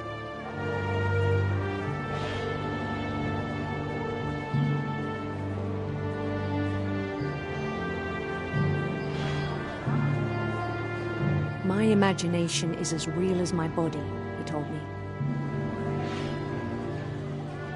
It was hard to argue with him.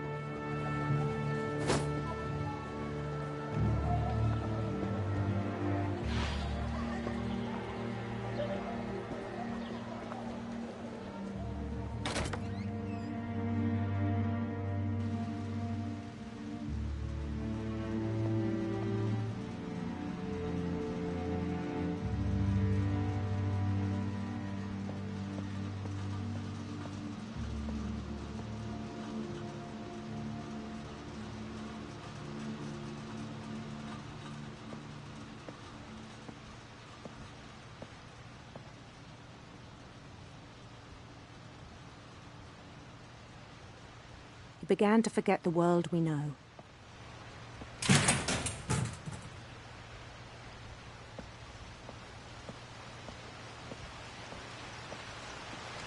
I think it pained him to remember Louis, the cannery worker.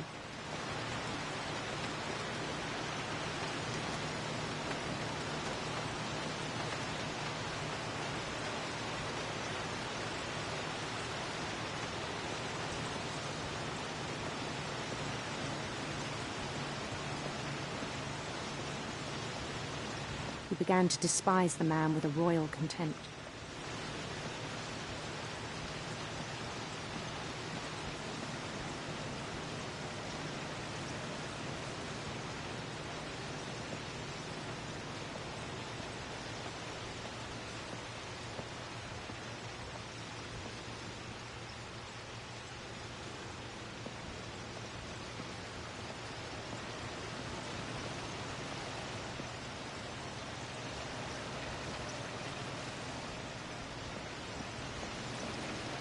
I still thought I could save him. Even after he said he was being crowned king over all the lands of wonder.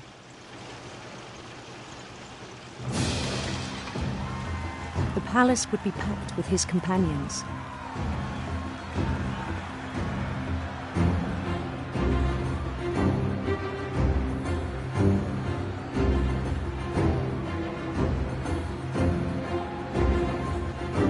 Including the wise Calico who'd insisted on advising him.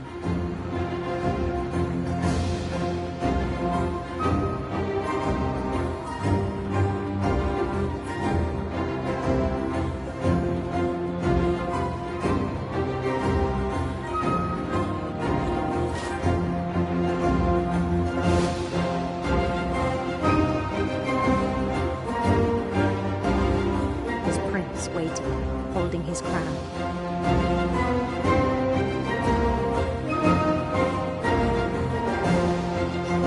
There was only one thing left to do.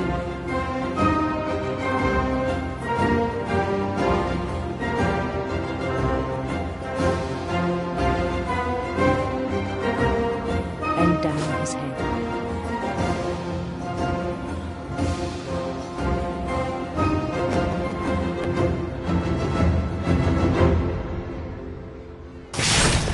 And the rest I think you know. Mrs. Finch, your son was a kind man who will be missed by all of us who knew him.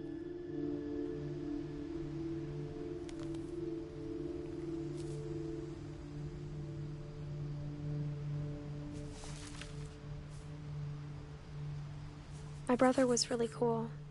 I wish you could have met him.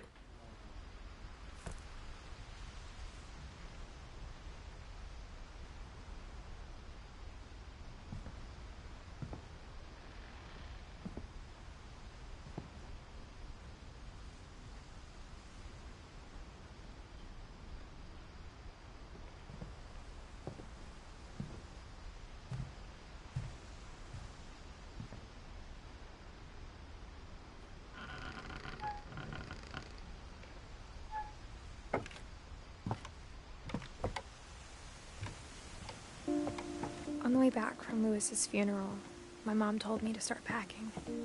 She waited until the day before we left to tell Edie.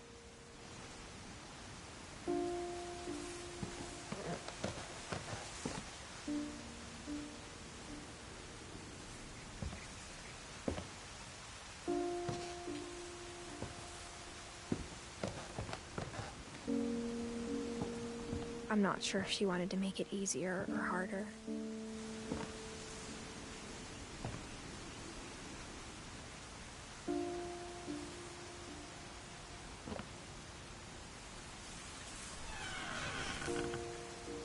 I wish we'd stayed. But I understand why we left.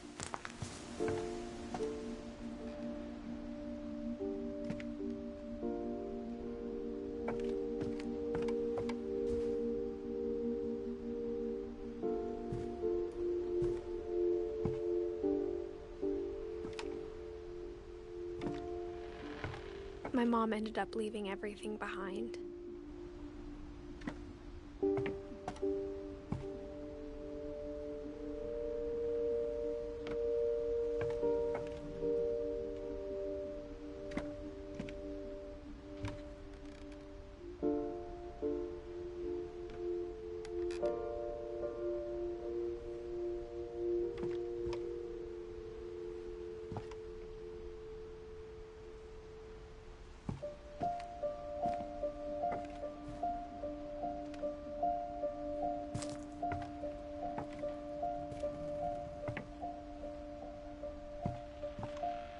What happened that night had been coming for a long time. Maybe it should have come sooner.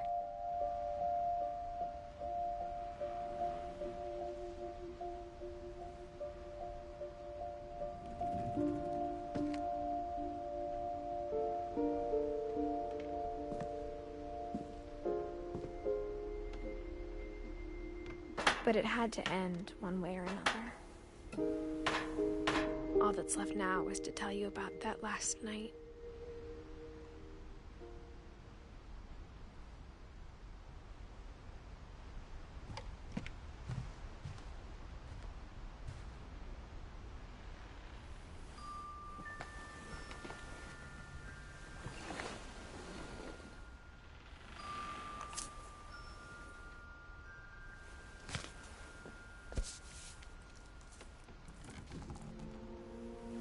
That whole last day, Edie just watched us pack and didn't say a word. Until supper, when she raised her glass and said, "To our final night together, and all our final nights apart." Grandma, you know what I said about alcohol. Some of your medications are very Edith, specific. I left a present for you in the hallway. Why don't you go open it? The grown-ups have to argue now. I'm sorry, you're right. We're all leaving tomorrow. Let's just enjoy our last... I'm not leaving. Edith, you're excused.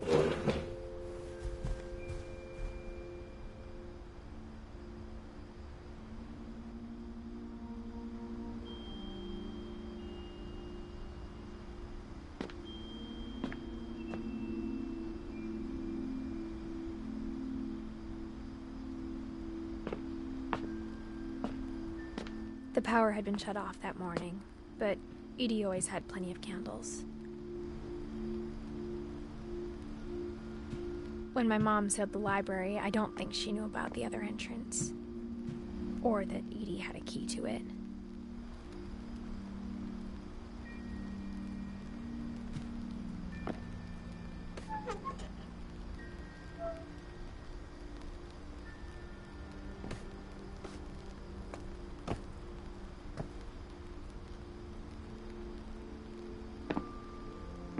The thing you're afraid of isn't going to end when you leave the house.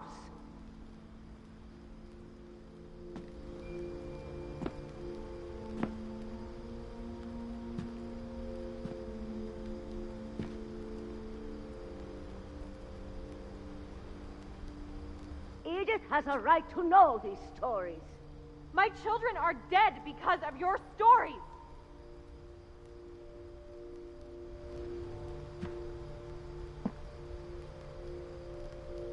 I think it's best if Edith and I leave tonight.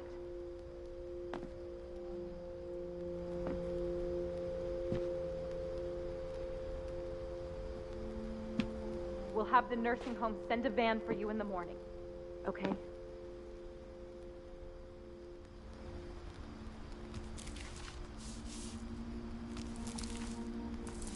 Dear Edith, there's so many stories I wish I could tell you, but there's only time for one.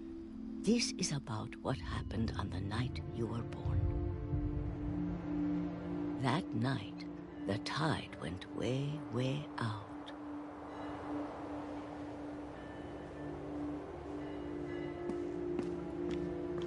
It was the first and last time I ever saw the old house aground. There'd been an earthquake out in the middle of the ocean. They called it the lowest tide in 1,000 years. God, it smelled awful. You know, I've seen that house every day of my life.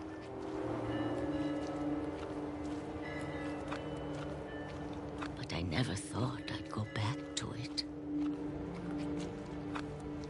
When the fog rolled in, I lost my way.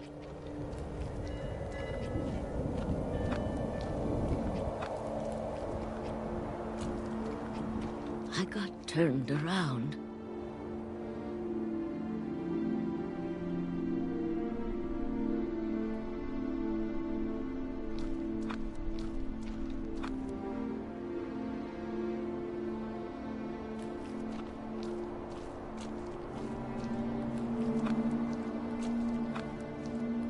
I started seeing things.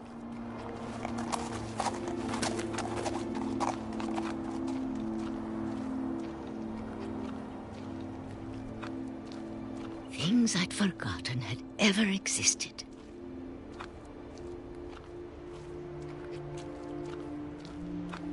But when I saw them, they felt like old friends. That night, a lot of things came back to me. Or maybe I came back to them.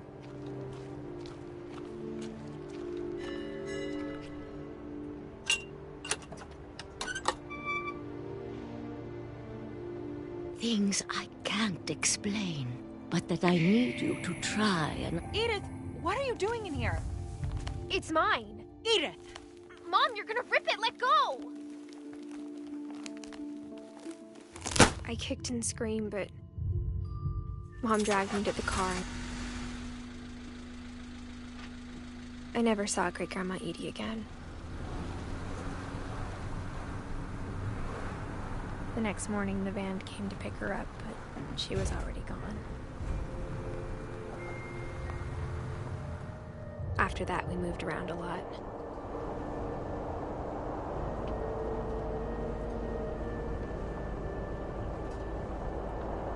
We both tried to make the best of it.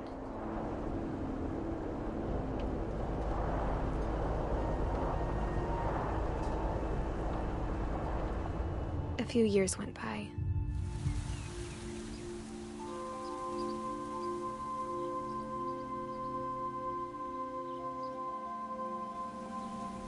My mom didn't like to talk about it, but she started getting sick a lot. The rest happened pretty quickly.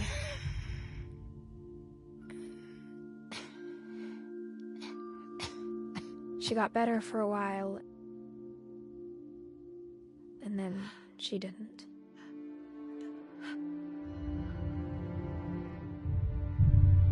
And then I was alone.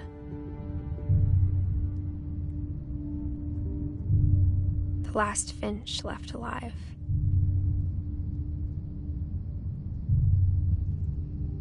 Until I found out about you. I'm still not sure what to tell you about all this. If we lived forever, maybe we'd have time to understand things. But as it is, I think the best we can do is try to open our eyes. And appreciate how strange and brief all of this is.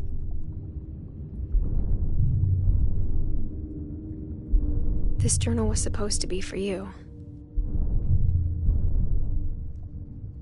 But now I hope you'll never see it. I just want to meet you. And tell you all these stories myself. But I guess if you're reading this now,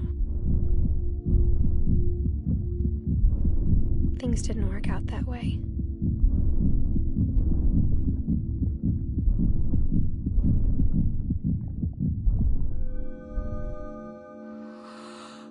This is where your story begins. I'm sorry I won't be there to see it. It's a lot to ask, but I don't want you to be sad that I'm gone. I want you to be amazed that any of us ever had a chance to be here at all. Good luck.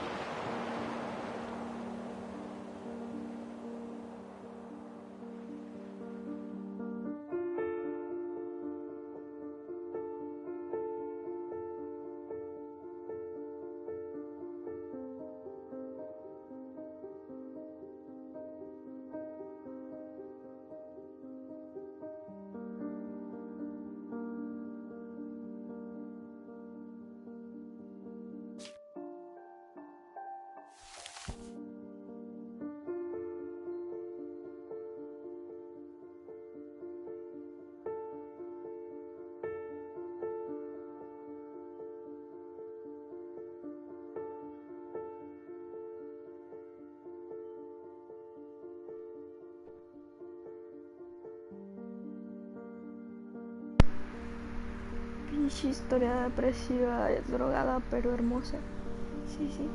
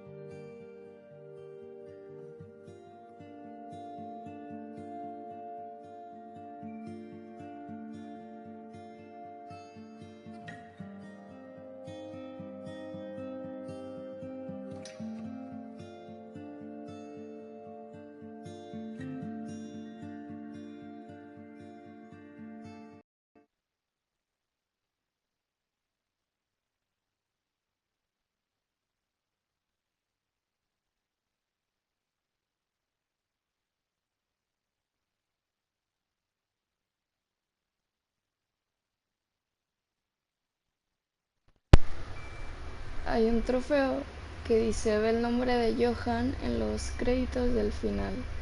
No, pues sí, qué difícil.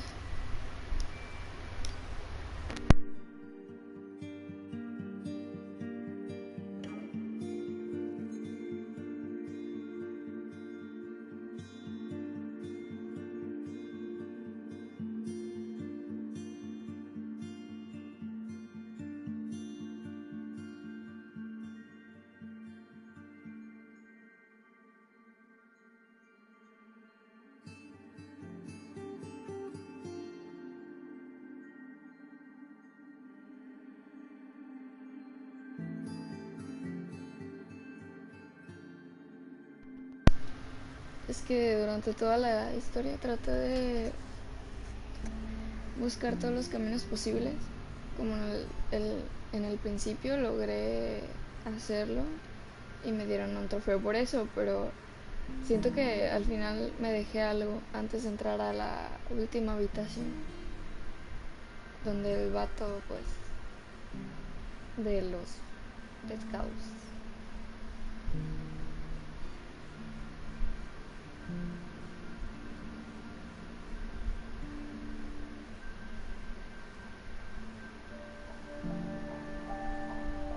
No sé si voy a obtener algún tipo de trofeo por ver todos los créditos. ¿No? Sí, tal vez.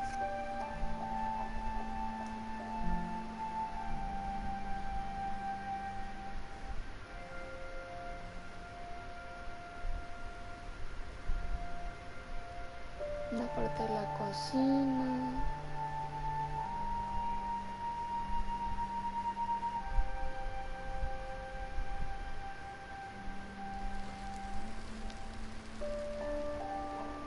Oh, qué sad.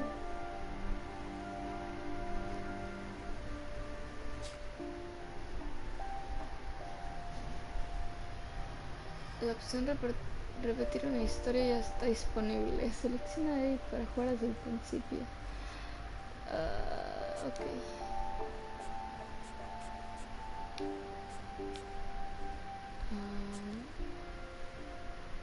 No, ¿dónde está? Milton y Lewis. Lewis fue el último, Milton fue el penúltimo.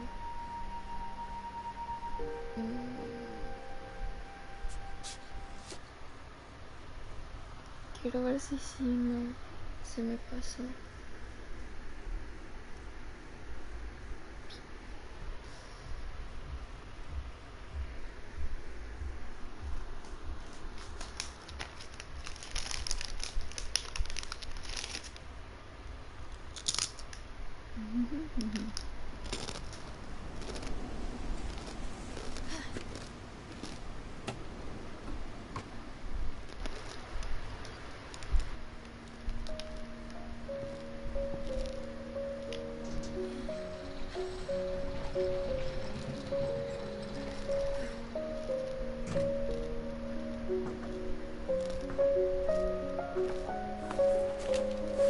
Milton Finch in The Magic Paintbrush.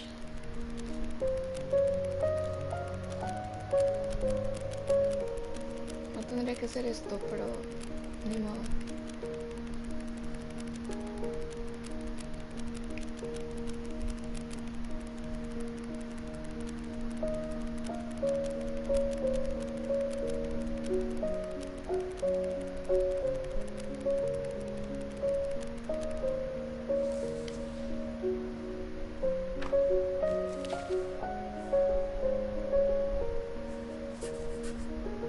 I was 4 when Milton disappeared.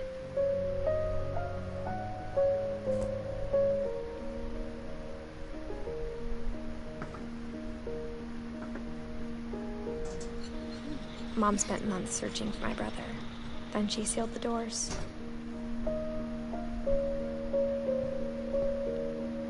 Whatever Milton had found in the house, Mom didn't want it getting out. Ok, aquí subí.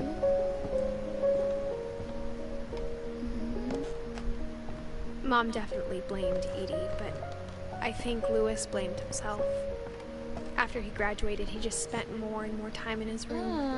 Estaba Until rota Mom la... got him a job at the cannery. No, repetí esto para nada. Estaba rota la escalera. Maldita sea. Ñe.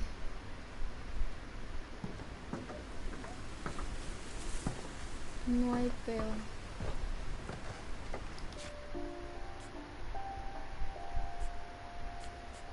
Pues ya se acabó.